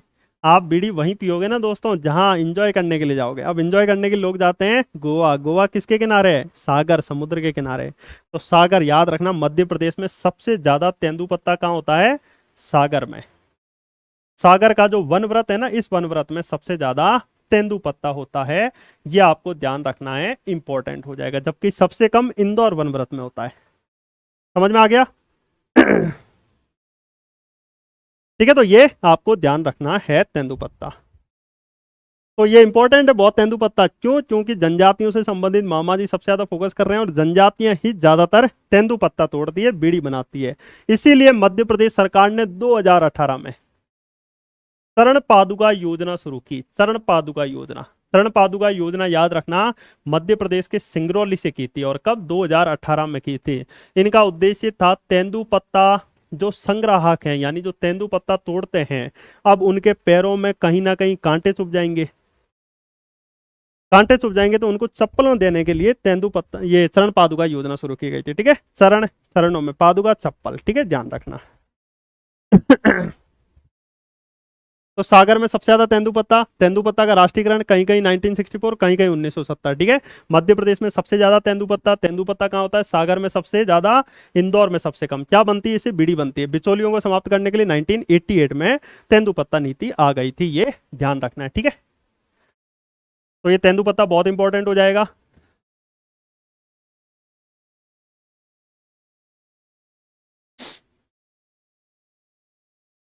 तेंदुपत्ता के बाद आपको याद रखना है बिलावा। ये बिलावा इतना इंपॉर्टेंट नहीं है, छिंदवाड़ा के आसपास सबसे ज्यादा देखने को मिलेगा, स्याही और पेंट बनाने में इसका प्रयोग किया जाता है। अब आइए गोंद। गोंद भी दोस्तों बहुत सारे वृक्षों से आपको याद रखना है अपने मध्य प्रदेश में प्राप्त होता है। गोंद का प्रयोग पेंट उद्योग में भी करते हैं, खाना में भी दोस्तों गोंद का प्रयोग करते हैं, पेपर प्रिंटिंग में भी गोंद का प्रयोग होता है, कॉस्मेटिक्स में भी दोस्तों काय का प्रयोग होता है? गोंद का प्रयोग होता है। ये याद रखना। मध्य प्रदेश में दो प्रकार के गोंद होते हैं, एक तो अरेबिक गोंद, अरेबिक गोंद हो जाएगा। ठीक है, अब ये जो अरेबिक गोंद है, ये याद रखना अरेबिक, यानी ये बड़ी जल्दी बिक जाता है क्योंकि ये मीठा होता है। तो ये खाने योग्य चीजों में अरेबिक गोंद डाला जाता है। ठीक है, खाने योग्य चीजों में अरेबिक गोंद डाला जाता है। जबकि दूसरा होता है कुल्लू गोंद। कुल्लू गोंद हो जाएगा। कुल्लू गोंद जो है ये बेकरी उद्योग में होता है, केक वगैरह, फैक्ट्री वगैरह, केक वगैरह बनते हैं ना वहां पे। ठीक है, तो ये बेसिक बेसिक गौण संपदा आपको ध्यान रखना है। इसके अलावा मध्य प्रदेश में रेशम भी पाया जाता है। रेशम, रेशम के भी बहुत सारे टाइप्स आपको याद रखने हैं। जैसे मंडला में, मंडला में मलबरी रेशम हो जाएगा। मंडला में क्या हो जाएगा? मलबरी रेशम हो जाएगा, ये आपको ध्यान रखना है। इसके अलावा दोस्तों बैतूल में, बैतूल में टसर, टसर रेशम हो जाएगा। ठीक है, और सिवनी में इरी रेशम। और इसी सिवनी में इरी रेशम के कारण सिवनी को मध्य प्रदेश का लखनऊ कह दिया जाता, नवाबों की नगरी कहती जाती है। मुंह चिपक जाएगा, कोई दिक्कत नहीं है, ठीक है। तो ये बेसिक बेसिक याद रखना। तेंदुपत्ता से रिलेटेड सबसे ज्यादा, सागौन और साल के वृक्षों से रिलेटेड सबसे ज्यादा। और तेंदुपत्ता योजना कब हुई? चरण पादुका योजना 2018 कहाँ शुरू हुई? सिंगरौली से। इसके लिए थी, याद रखना दोस्तों, इंपॉर्टेंट। इसके अलावा एकलव्य शिक्षा विकास योजना की शुरुआत 2010 में की गई। ये भी जो जनजातीय लोग हैं, तेंदुपत्ता संग्राहक हैं, इनकी बाई द केस यदि मृत्यु हो जाए किसी भी कारणवश, तो उनके लिए एकलव्य शिक्षा विकास योजना भी शुरू की गई है। याद रखना है आपको, इंपॉर्टेंट हो जाएगा। समझ में आ गया? तो ये सारा लाख लिखा है, लाख के बारे में पढ़ लेना। उमरिया में लाख का सरकारी कारखाना है। लाख कीट का नाम लेसीपल लुक्का है। हर्रा चरम शोधन में प्रयोग होता है। तेंदुपत्ता सबसे इंपॉर्टेंट है, याद रखना। देश के बीड़ी पत्ता उत्पादन में लगभग 60% एमपी से तेंदुपत्ता होता है, ठीक है। और ये तेंदुपत्ता व्यवसाय में राज्य के 10 लाख आदिवासी मजदूर कार्य करते हैं। 1988 से मध्य प्रदेश में तेंदुपत्ता के संदर्भ में नवीन नीति अपनाई गई, जिसमें बिचौलियों के माध्यम से तेंदुपत्ता और अन्य वनोपज संग्रहण की प्रथा समाप्त कर दी गई, ठीक है। तो ये सारी जानकारी आपको देखने को मिल जाएगी। हाँ, उसके बाद आइए दोस्तों, इंपॉर्टेंट, इनसे रिलेटेड डायरेक्ट आपको चीजें याद रखना है। सबसे पहले देखिए, ये है अपना प्यारा एमपी।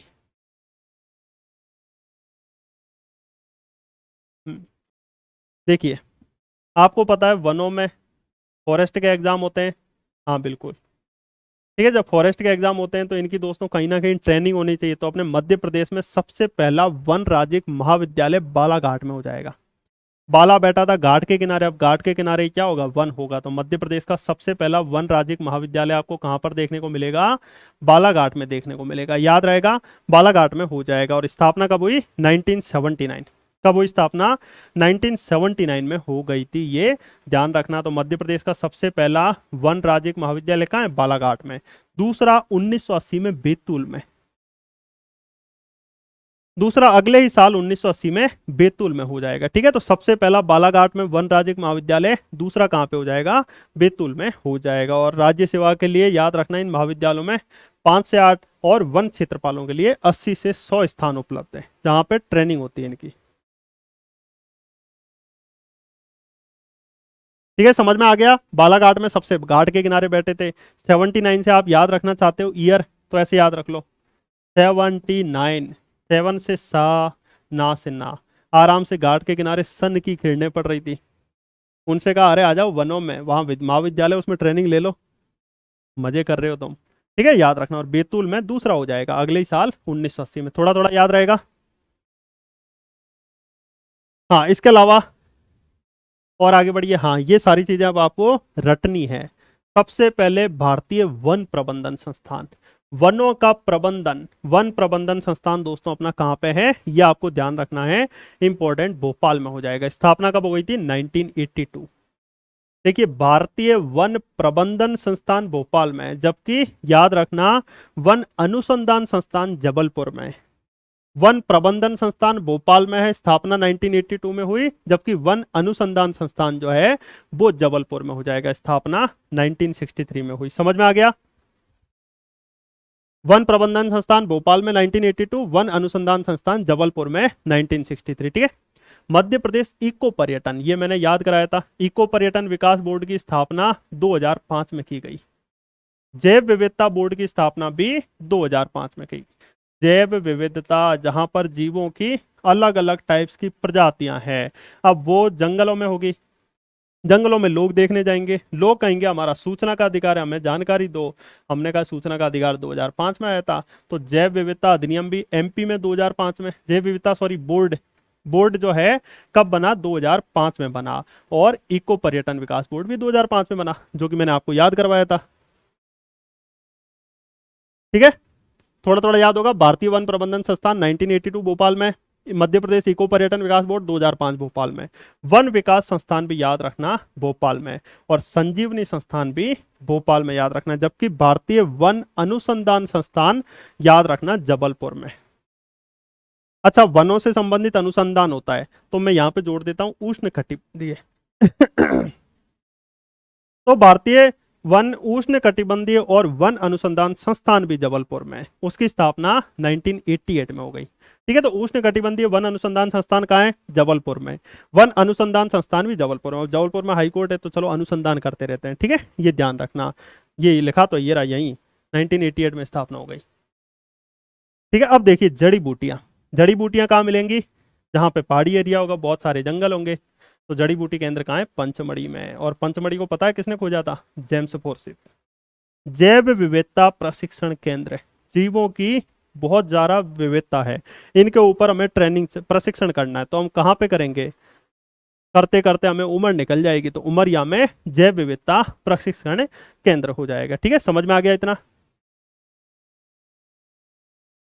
हाँ, इसके अलावा वन प्रबंधन और शिक्षा केंद्र मैंने आपको बता दिया। वही वन प्रबंधन शिक्षा केंद्र मतलब बालाघाट में सबसे पहला महाविद्यालय। ठीक है, दूसरा कहां पर है? बैतूल में। इसकी स्थापना कब हुई? सन की किरणें 1979, दूसरे की 1980 में। याद रहेगा। इसके अलावा इंदिरा गांधी वन प्रशिक्षण शाला, ये छोटा सा है, पंचमढ़ी याद रख लेना। ठीक है, और राजीव गांधी वानिकी प्रशिक्षण संस्थान, ये सिवनी के लखनादौन में।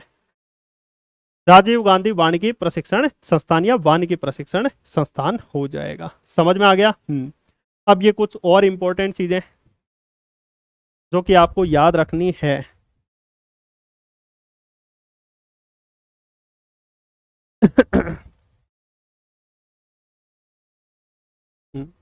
ये देखिए दोस्तों, अपना ये मध्य प्रदेश है। इस मध्य प्रदेश को प्रश्न पूछे क्लियर, यहां से प्रश्न आएंगे कि कितने वन व्रतों में बांटा गया है। तो मध्य प्रदेश को 16 वन व्रतों में बांटा गया है। कितने वन व्रतों में बांटा गया? मध्य प्रदेश को 16 वन व्रतों में बांटा गया। अब ये जो 16 वन व्रत हैं, इनमें सबसे बड़ा वन व्रत कौन सा है? तो याद रखना, सबसे बड़ा वन व्रत खंडवा वन व्रत है। ठीक है, खंडवा वन व्रत जो है ये सबसे बड़ा वन व्रत है। तो फिर सबसे छोटा वन व्रत होशंगाबाद। यानी वन में हम घूम रहे और छोटा सा था, फिर भी नहीं घूम पाए, होश नहीं आ पाया। तो होशंगाबाद वनव्रत सबसे छोटा, जबकि खंडवा वनव्रत जो है सबसे बड़ा हो जाएगा। पहली नीति 1952 और नवीन वन नीति 2005 बता चुका। पंचवन योजना याद रखना 1976 में आई थी। ठीक है, पंचवन योजना कब आई थी? 1976 में आ गई थी। पंचवन, पांचों जनों मिलके वन लगाएंगे। अब 1976 कैसे याद रखें? आपको पता है इंदिरा गांधी जी ने 42वां संविधान संशोधन जो है ये 1976 में किया था, जिसके तहत बहुत सारे संशोधन किए। और इतने सारे संशोधन किए कि उन संशोधनों को उठा के हम इधर रख दें तो एक छोटा सा संविधान बन जाएगा। इसीलिए उसे मिनी कॉन्स्टिट्यूशन कहा जाता है। इंदिरा गांधी जी ने कर दिया। अब एमपी में भी मुख्यमंत्री ने कही चलो अपन भी 5 वन लगा देते हैं। तो पंचवन योजना याद रखना कब शुरू हुई? 1976 में, याद रहेगा।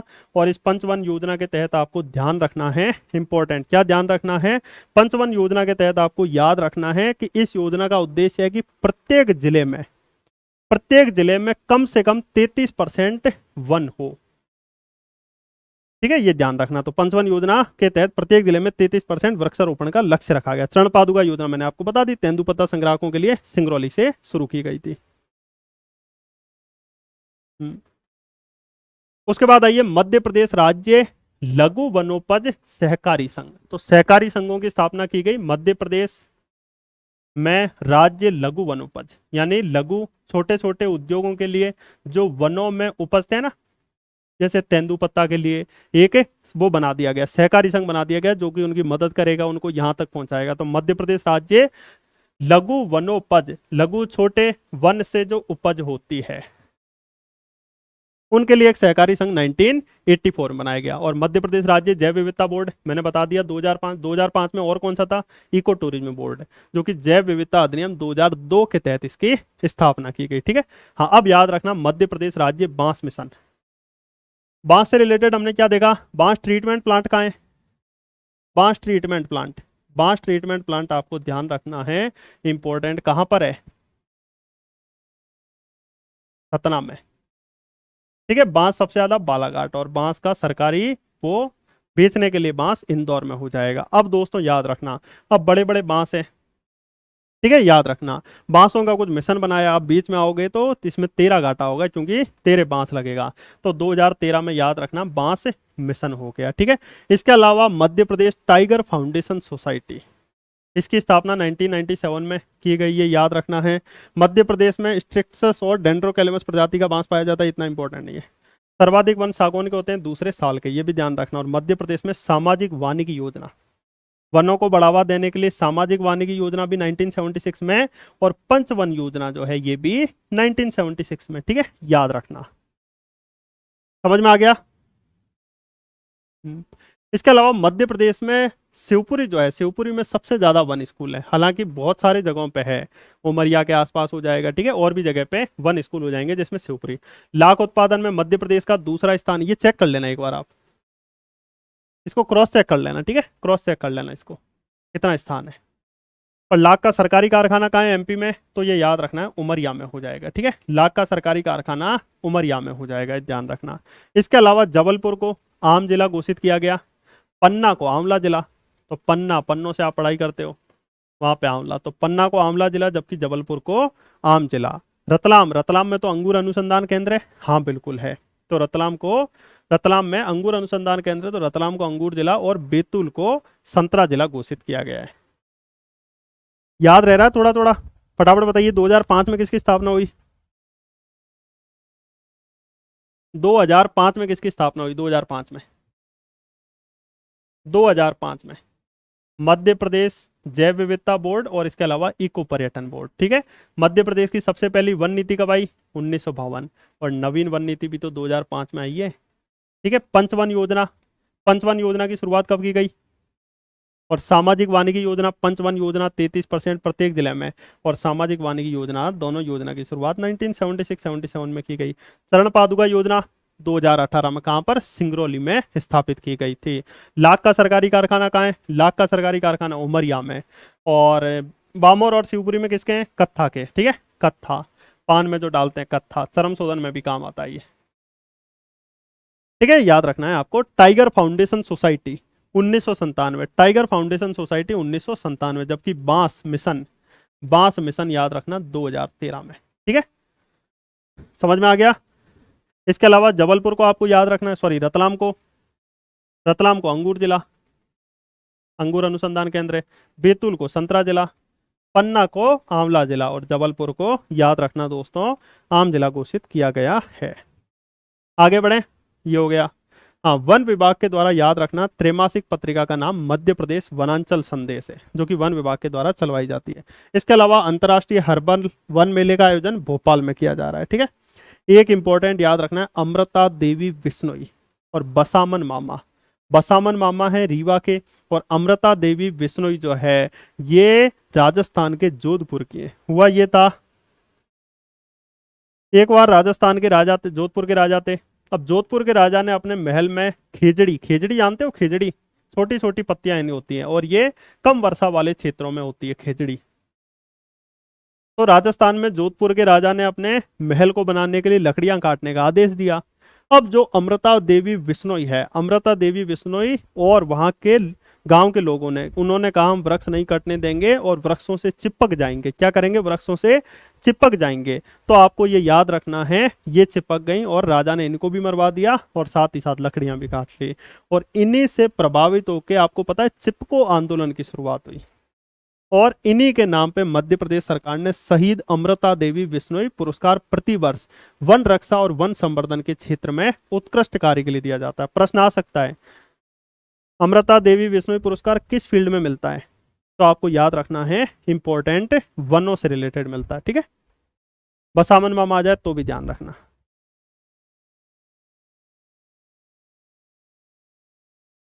चलिए इसके अलावा आगे देखिए, तेंदुपत्ता नीति हो गई 1988 में बिचौलियों को समाप्त करने के लिए।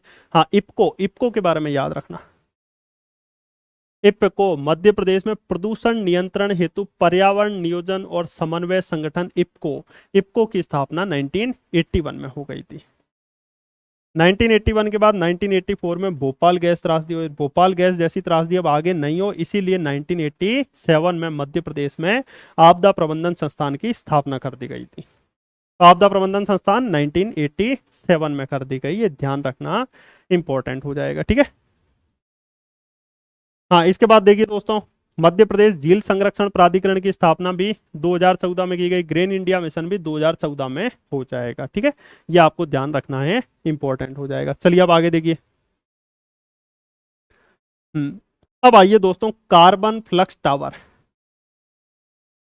ठीक है, क्या हो जाएगा, कार्बन फ्लक्स टावर। अब ये कार्बन फ्लक्स टावर जो है ये क्या है, देखिए दोस्तों, बड़े बड़े टावर लगे होते हैं ना, इसी की तरह जंगलों में कार्बन फ्लक्स टावर लगाए जाते हैं, जो कि यह देखते हैं कि आखिरकार जो वृक्ष होते हैं, ये वृक्ष कितना ऑक्सीजन ले रहे हैं, कितनी कार्बन डाइऑक्साइड छोड़ रहे हैं, ये सारी चीजें देखी जाती है। आपको पता है वृक्ष जो होते हैं, प्रकाश संश्लेषण की क्रिया के कारण ऑक्सीजन, सॉरी, CO2 ग्रहण करते हैं और ऑक्सीजन छोड़ते हैं। ठीक है, CO2 ग्रहण करते हैं और ऑक्सीजन छोड़ते हैं। आपको पता है दोस्तों, रात के समय में पेड़ के नीचे क्यों सोने के लिए मना किया जाता है? क्योंकि ये श्वसन की क्रिया, प्रकाश संश्लेषण की क्रिया रात में नहीं हो पाती है, इसीलिए आपको ध्यान रखना है। फिर रात में जो प्रकाश संश्लेषण की क्रिया बिल्कुल नहीं हो पाती है, तो ये याद रखना, O2 लेते हैं और CO2 छोड़ते हैं। हालांकि दिन में भी O2 लेते हैं और CO2 छोड़ते हैं, पर प्रकाश संश्लेषण की क्रिया प्रभावी रहती है, इसलिए ऑक्सीजन बहुत ज्यादा छोड़ते हैं। ठीक है, तो ये याद रखना। तो अब आइए दोस्तों, अब इनके बारे में पता करने के लिए, कार्बन फ्लक्स टावर सबसे पहला कहाँ लगा, बैतूल में। यहाँ नहीं लिखा है इसमें, बैतूल में, याद रखना, यहाँ लिख लेना ब्रैकेट में, बैतूल में सबसे पहला कार्बन फ्लक्स टावर लगा था। ठीक है, बैतूल के से लोग थे, वहीं पे लगा दिया अपन ने। दूसरा याद रखना, कान्हा किसली राष्ट्रीय उद्यान में लगा है, मंडला में 2017 में। और तीसरा बुधनी में। ठीक है, तो ये ध्यान रखना है आपको। समझ में आ गया? चलिए अब इससे रिलेटेड एक दो चीजें और।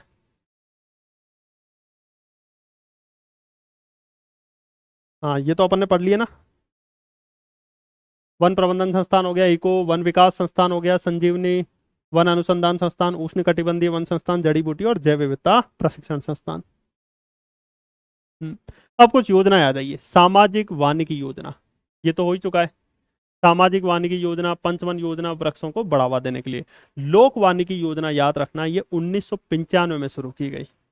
ठीक है, 1995 में लोक वानिकी योजना शुरू की गई और इसका उद्देश्य है निजी स्वामित्व की बढ़ती जमीनों के वनों के प्रबंधन के लिए। निजी स्वामित्व की जो भी बढ़ती जमीन है, उसमें वन जो है वनों में ऐड कर दी जाए, इसलिए लोक वानिकी योजना। दीनदयाल वनांचल योजना, इसकी शुरुआत 2016 में की गई। इसमें दूर सुदूर वनांचलों में वन अधिकारियों के सहयोग से वनवासियों के कल्याण और सेवा का प्रयास किया गया है, इसीलिए याद रखना, दीनदयाल वनांचल योजना।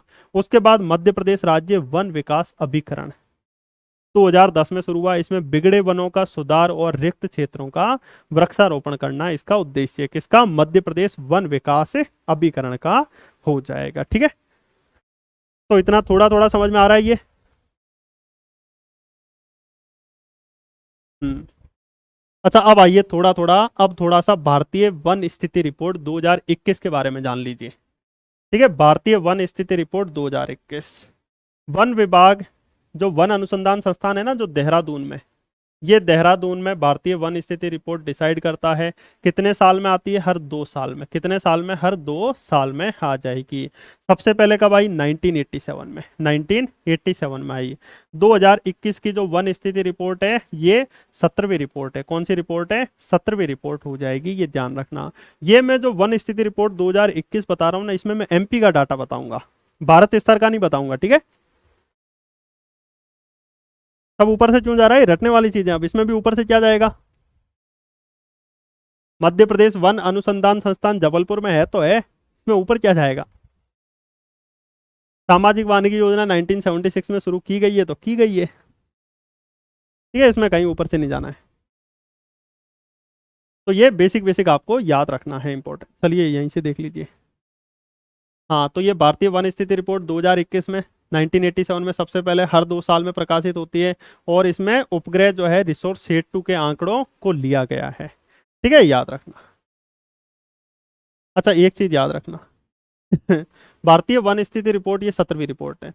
वन रिपोर्ट के आधार पर इसमें वनों को 3 भागों में बांटा गया। अति सघन वन, ठीक है, कौन से वन? एक तो अति सघन वन हो जाएंगे, एक सघन वन हो जाएंगे, और एक घने, ये विरल वन हो जाएंगे। ठीक है, विरल वन हो जाएंगे। सघन वन, अति सघन, सघन कह लीजिए या फिर इसको क्या कह लीजिए, घने वन कह लीजिए। ठीक है, घने वन कह लीजिए और विरल वन कह दीजिए। देखिए अति सघन वन कौन से होते हैं, अति सघन मतलब सारी चीजें पास पास पास पास पास पास होंगी। याद रखना ऐसे वन जहां वृक्षों का घनत्व 70% हो, वो बहुत ज्यादा सघन होंगे। जो 40 से 70% है वो नॉर्मल सघन होंगे, और जो 40%, 10 से 40% के बीच है, वो कैसे होंगे, विरल वन होंगे। ओ, भारत की वन स्थिति रिपोर्ट पढ़ा दी सर ने, हाँ तो फिर तो कोई दिक्कत ही नहीं है।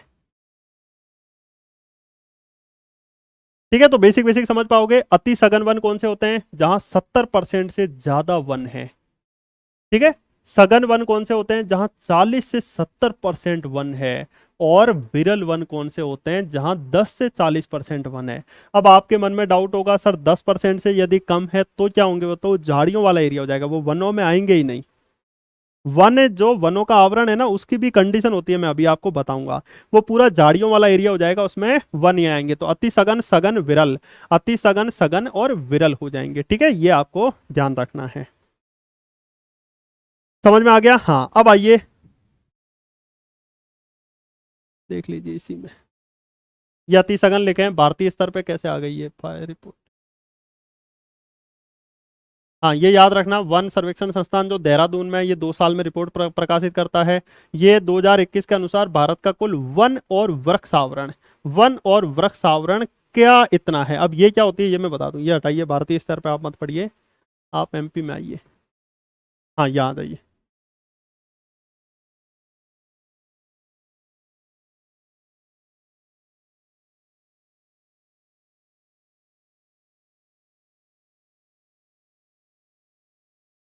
हम्म, देखिए मध्य प्रदेश में जानिए, भारतीय वन स्थिति रिपोर्ट 2021 के अनुसार, 2021 के अनुसार मध्य प्रदेश में वन आवरण, मध्य प्रदेश में वन आवरण जो है ये 77,493 वर्ग किलोमीटर में, ठीक है, वर्ग किलोमीटर में हो जाएगा, वन आवरण हो जाएगा, फॉरेस्ट एरिया हो जाएगा। ठीक है, ये याद रखना। थोड़ा थोड़ा समझ में आया। हम्म, भारतीय वन स्थिति रिपोर्ट 2021 के अनुसार आपको याद रखना है, मध्य प्रदेश में वन आवरण 77,493 वर्ग किलोमीटर हो जाएगा। ये आपको ध्यान रखना है, इंपॉर्टेंट हो जाएगा। ठीक है, इतने एरिया में दोस्तों अपने एमपी में क्या है, वन है। और मध्य प्रदेश में आपको याद रखना है सबसे ज्यादा वन, सबसे ज्यादा वन जो है ये अपने एमपी में ही है, सबसे ज्यादा वन जो है एमपी में है। क्षेत्रफल के अनुसार, परसेंटेज के अनुसार पूछे तो मिजोरम में, मिजोरम में मजे कर रहे हैं। वहां यदि मान लीजिए जैसे 100 वर्ग किलोमीटर में 100 टोटल एरिया है, तो इसमें 84% में वन है, वहां मजे कर रहे हैं वनों में। तो मिजोरम में सबसे ज्यादा वन है, परसेंट के अनुसार, क्षेत्रफल के अनुसार अपने मध्य प्रदेश में वन हो जाएंगे। ठीक है, और मध्य प्रदेश सरकार ने फॉरेस्ट रिजर्व एरिया कितना डिसाइड किया है, 94,689। और फिर भारत सरकार ने अपनी रिपोर्ट दी, तो इसमें से जो ज्यादातर एरिया इसी, ये जो 77,493 वो इसी में आ गया, पर कुछ एरिया इसके बाहर भी आया है। तो 64,000 कुछ लगभग इसी में आ गया, और 12,000 इसके बाहर भी आ गया। समझ गए ना, ये क्या डिसाइड किया था, ये क्या था कि ये पूरा फॉरेस्ट एरिया है, यहाँ पे लोग नहीं आके बस सकते, तो वो इतना था। ठीक है, और फिर मध्य प्रदेश में भारतीय वन स्थिति रिपोर्ट 2021 के अनुसार 77,493 वर्ग किलोमीटर में हमें क्या देखने को मिले, वन देखने को मिले। ये आपको ध्यान रखना है, इंपॉर्टेंट हो जाएगा। ठीक है, अच्छा एक चीज देखिए, मध्य प्रदेश में ये रिपोर्ट है 493 2021 की, 2019 की रिपोर्ट के अनुसार 77,482 के आसपास क्या थे, वन थे। यानी लगभग आपको याद रखना 11 वर्ग किलोमीटर की वृद्धि हुई है। दिख रहा है, 11 वर्ग किलोमीटर की क्या हुई है, वृद्धि हुई है। ये आपको ध्यान रखना है। समझ में आ गया।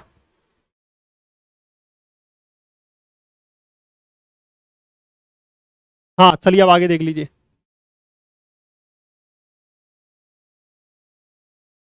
हाँ अब आइए, देखिए ये मैंने आपको क्या बताया, 77,493, 77,493 का 77,000 ये 492.60 है। ठीक है, तो इसलिए इतना मैंने लिख दिया है। अब ये तो हो गया। अब ये मध्य प्रदेश के टोटल क्षेत्रफल का कितना है, तो मध्य प्रदेश के टोटल क्षेत्रफल का 25.14% है। प्रश्न आ सकता है कि मध्य प्रदेश के कुल क्षेत्रफल का कितने परसेंट पे वन है? 25.14% पे वन है। ठीक है, समझ में आ गया। जबकि भारत की वन भूमि का लगभग 10%, भारत में टोटल वन जो है उसके 10% एरिया में अपने एमपी में वन है, जबकि मध्य प्रदेश के क्षेत्रफल का याद रखना है आपको 25.14% पे क्या है? वन हो जाएंगे।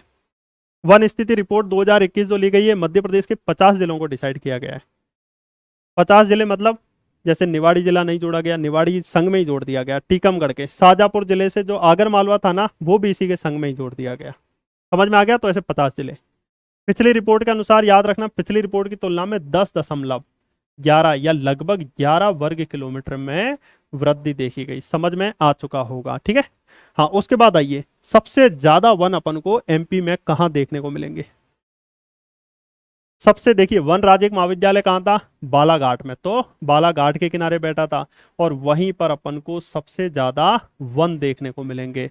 तो बालाघाट में सबसे ज्यादा वन है, चाहे संख्या के आधार पे हम बात करो, चाहे परसेंटेज के आधार पे बात करो। 53% के आसपास वन है टोटल, यदि जितना भी क्षेत्रफल है उसका। तो बालाघाट में सबसे ज्यादा वन है, बालाघाट में सबसे ज्यादा वन है, चाहे संख्या हो चाहे परसेंटेज हो। ठीक है, और उज्जैन में सबसे कम वन है, उज्जैन में सबसे कम वन है, चाहे परसेंटेज हो चाहे संख्या हो। समझ में आ गया? सबसे ज्यादा वन बालाघाट, सबसे कम वन उज्जैन में हो जाएंगे। ये देखिए, दो दो जिले याद रख लेना। सर्वाधिक वन वाले जिले क्षेत्रफल के अनुसार बालाघाट छिंदवाड़ा, सबसे कम उज्जैन शाजापुर, उज्जैन शाजापुर ये सबसे कम, बालाघाट छिंदवाड़ा सबसे ज्यादा। किसके अनुसार? संख्या के अनुसार हो जाएगा। अब परसेंटेज के अनुसार देखिए, परसेंटेज के अनुसार आपको याद रखना है। देखिए, प्रश्न आ सकता है कि मध्य प्रदेश में वन स्थिति रिपोर्ट 2021 के अनुसार 50% से अधिक वनों वाले जिले कौन से होंगे? तो ये याद रखना, बालाघाट हो जाएगा 53% और श्योपुर हो जाएगा 52%। समझ में आ गया? इसके अलावा उज्जैन में याद रखना 0.60%, 1% भी वन नहीं है उज्जैन के टोटल क्षेत्रफल का, और शाजापुर में 1% के आसपास वन आपको देखने को मिलेंगे। अच्छा, वन आवरण और वृक्षावरण मैंने आपको फर्क नहीं बताया ना? वन आवरण और वृक्षावरण में, वन आवरण और वृक्षावरण में मैंने आपको फर्क नहीं बताया। देखिए, यदि कोई जगह है, जैसे मान लीजिए अपने मध्य प्रदेश में ये जगह है, मध्य प्रदेश में कोई भी 1 हेक्टेयर के एरिया ले लीजिए, उस 1 हेक्टेयर के एरिया में यदि 10% इसका, 10% यदि इसमें वन पाए जाते हैं, 10% वन पाए जाते हैं, किसमें? मिनिमम 1 हेक्टेयर में 10% या इससे ज्यादा वन पाए जाते हैं, तो वो वन आवरण हो जाएगा। ठीक है, वन आवरण हो जाएगा, जिसमें जंगल वगैरह ये सारी चीजें आ जाएंगी। अब 10% से कम है तो वो वृक्षावरण हो जाएगा। ठीक है, वो वृक्षावरण हो जाएगा। तो अपने मध्य प्रदेश में वन आवरण कितना है? 77,493 वर्ग किलोमीटर है। ठीक है, ध्यान रखना। और वृक्ष आवरण कितना है? 8054 वर्ग किलोमीटर। और इन दोनों को ऐड कर देंगे तो वन आवरण प्लस वृक्ष आवरण। इसलिए आप कभी भी रिपोर्ट देखोगे तो वन प्लस वृक्षावरण का अलग डाटा होगा और वन आवरण का अलग डाटा दिखेगा आपको, और आप कंफ्यूज ही होते रहोगे कि सर ये है क्या, हमें तो आज तक समझ में नहीं आया। ठीक है, तो समझ में आ गया। सबसे ज्यादा वन कहाँ है? बालाघाट में। कितने परसेंट है? 53%। ठीक है, बालाघाट के बाद परसेंटेज में सबसे ज्यादा श्योपुर में। ठीक है, श्योपुर में। क्षेत्रफल के अनुसार बालाघाट छिंदवाड़ा हो जाएगा। ठीक है, सबसे कम उज्जैन में, चाहे परसेंटेज हो चाहे कुछ भी हो, उज्जैन शाजापुर में, उज्जैन शाजापुर में। परसेंटेज में भी 2 सबसे कम और क्षेत्रफल में भी 2 सबसे कम हो जाएंगे। पता नहीं समझ में आ भी रहा है कि आपको नहीं आ रहा, पता चले मैं खुद को ही पढ़ा रहा हूँ। चलिए आगे देखिए, थोड़ा थोड़ा और, थोड़ा सा और है बस। हाँ, अच्छा, एक चीज मैंने आपको बताई 2021 की रिपोर्ट के अनुसार, याद रखना। ये देखिए, वनों में सबसे ज्यादा वृद्धि कहाँ हुई? जैसे मान लीजिए भिंड में पहले 100 पेड़ थे पिछली रिपोर्ट के अनुसार, इस रिपोर्ट में पेड़ एकदम से बहुत सारे बढ़ गए, तो सबसे ज्यादा वृद्धि जो है भिंड में हुई। और सबसे कम वृद्धि यानी कमी, कमी याद रखना बड़वानी में हो गई। ठीक है, कहां पर हो गई? बड़वानी में। समझ में आया? पिछली रिपोर्ट के अनुसार इस रिपोर्ट में सबसे ज्यादा वृद्धि भिंड में और सबसे कम वृद्धि आपको याद रखना है बड़वानी में हुई। ठीक है, ये दोनों पॉइंट याद रखना। सबसे ज्यादा वन कहाँ है? बालाघाट में। सबसे कम वन उज्जैन में। ठीक है, सबसे ज्यादा वन बालाघाट में परसेंटेज के अनुसार 53%, यहाँ 52% श्योपुर में। ये आपको ध्यान रखना है, तो याद रखना सर्वाधिक वृद्धि भिंड में और सबसे कम बड़वानी में। अच्छा, मध्य प्रदेश के वनों का घनत्व बार देख लीजिए, क्षेत्रफल। अति सघन वन कौन से होंगे? जहां 70% से ज्यादा वन होंगे। सघन वन कौन से होंगे? जहां 40 से 70% के बीच वन होंगे। और खुले वन कौन से होंगे? जहां पे 10 से 40% के बीच वन होंगे। और जहां 10% से ही कम ही वन होंगे वहां वो वन होगा ही नहीं। ठीक है, वहां वो वन होगा ही नहीं। अच्छा, इससे और यदि डिटेल में प्रश्न बनेगा तो क्या बन सकता है? कल अपन राष्ट्रीय उद्यान अभ्यारण्य पढ़ेंगे, ठीक है, थोड़ा पढ़ के आ जाना।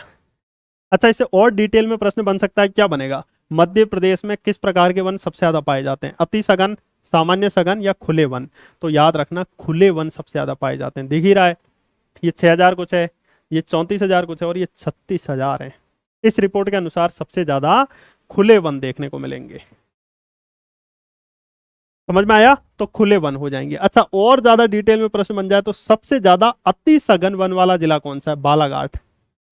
वन भी सबसे ज्यादा, परसेंटेज में भी सबसे ज्यादा, और अति सघन वन यही है। सामान्य सघन वाला जिला भी बालाघाट, पर विरल विरल दूर दूर दूर दूर वन सबसे ज्यादा श्योपुर में। और डिटेल में प्रश्न बनेगा तो हाँ, खुले यानी बहुत दूर दूर। ठीक है, चलिए अब आगे देखिए। हाँ, अब सबसे सबसे तो नहीं, मध्य प्रदेश के कुल भौगोलिक क्षेत्रफल का 8054 वर्ग किलोमीटर का क्षेत्र वृक्षाच्छादित है। वनावरण, वृक्षावरण समझ में आ गया? समझ में आ गया ना दोस्तों, एक एक चीज।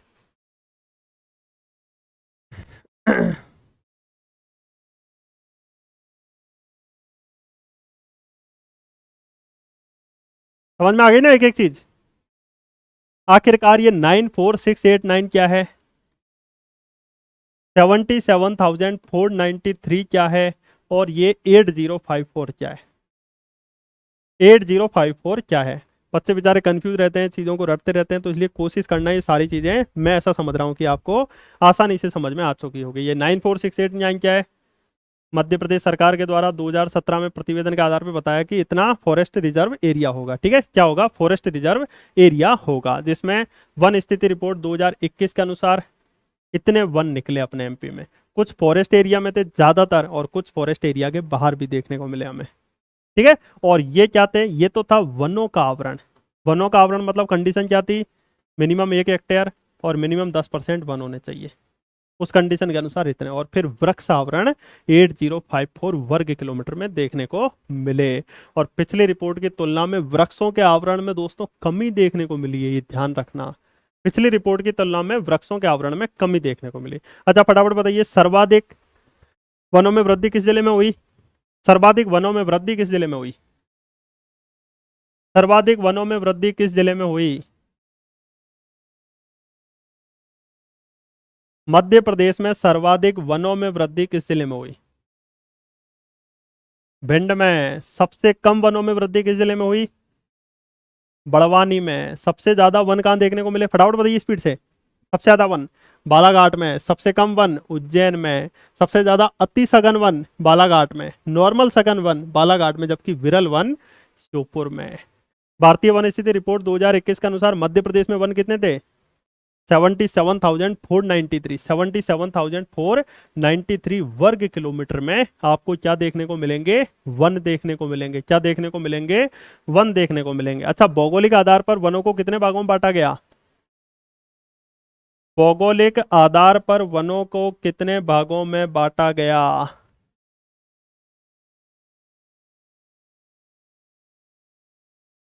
भौगोलिक आधार पर वनों को 3 भागों में बांटा गया। कौन कौन से भौगोलिक या जलवायु के आधार पर बता दीजिए।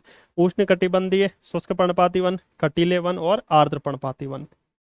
वृक्षों की प्रकृति के आधार पर मध्य प्रदेश के वनों को कितने भागों में बांटा गया? सागौन, साल, मिश्रित वन। ठीक है, इसके अलावा हमने और क्या क्या देखा था? प्रशासनिक आधार पर आरक्षित वन, संरक्षित वन और अवर्गीकृत वन। इनमें सबसे ज्यादा वन कौन से हैं? आरक्षित लगभग 65%, ये लगभग 33% और ये लगभग 2%। समझ में आ गया। भारतीय वन प्रबंधन संस्थान की स्थापना कब की गई, कहाँ पे है? भारतीय वन प्रबंधन संस्थान की स्थापना कहाँ पर की गई और भोपाल में की गई। कब है? 1982 में। ठीक है, याद रहेगा। मध्य प्रदेश राज्य लघु वनोपज सहकारी संघ की स्थापना कब की गई? 1984 में। मध्य प्रदेश में सबसे पहला वन राज्य महाविद्यालय बालाघाट, दूसरा बैतूल, बालाघाट बैतूल। मध्य प्रदेश इको पर्यटन विकास बोर्ड, जैव विविधता बोर्ड, मध्य प्रदेश की नवीन वन नीति, तीनों 2005 में। कब दोस्तों? 2005 में हो जाएगा। ये आपको ध्यान रखना है, इंपॉर्टेंट। समझ में आ गया सभी को? बड़े कठिन है ये वन वन अनुसंधान संस्थान जबलपुर में, वन प्रबंधन संस्थान भोपाल में। ठीक है, और साथ ही साथ शरण पादुका योजना सिंगरौली से शुरू की गई। पंचवन योजना 1976, जिसके तहत प्रत्येक जिले में मिनिमम 33% वन होने चाहिए। सामाजिक वानिकी योजना वृक्षारोपण को बढ़ावा देने के लिए 1976। ठीक है, तो ये फाइनली अपने दोस्तों वन कंप्लीट होते हैं। इनको पढ़ना 2-3 बार। ठीक है, 2-2, 3-3 बार इनको अच्छे से पढ़ना, जिससे दिमाग में घुस जाए।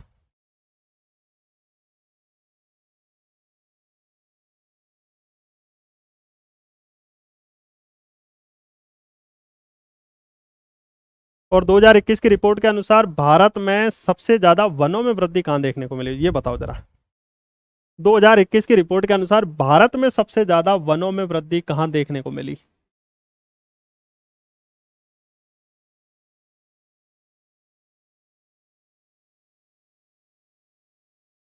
भारत में सबसे ज्यादा वनों में वृद्धि कहां देखने को मिली? तो आंध्र प्रदेश।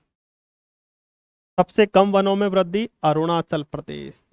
ठीक है, ध्यान रखना, इंपॉर्टेंट हो जाएगा। सबसे ज्यादा वन तो अपने एमपी में ही नहीं, पीडीएफ में इतना डाटा रहेगा ही, इससे क्या सॉर्ट करेंगे।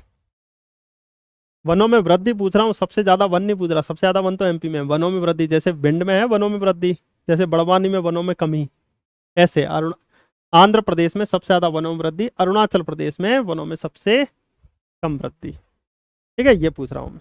मिजोरम में परसेंटेज के अनुसार सबसे ज्यादा वन है। एमपी में क्षेत्रफल के अनुसार सबसे ज्यादा वन है।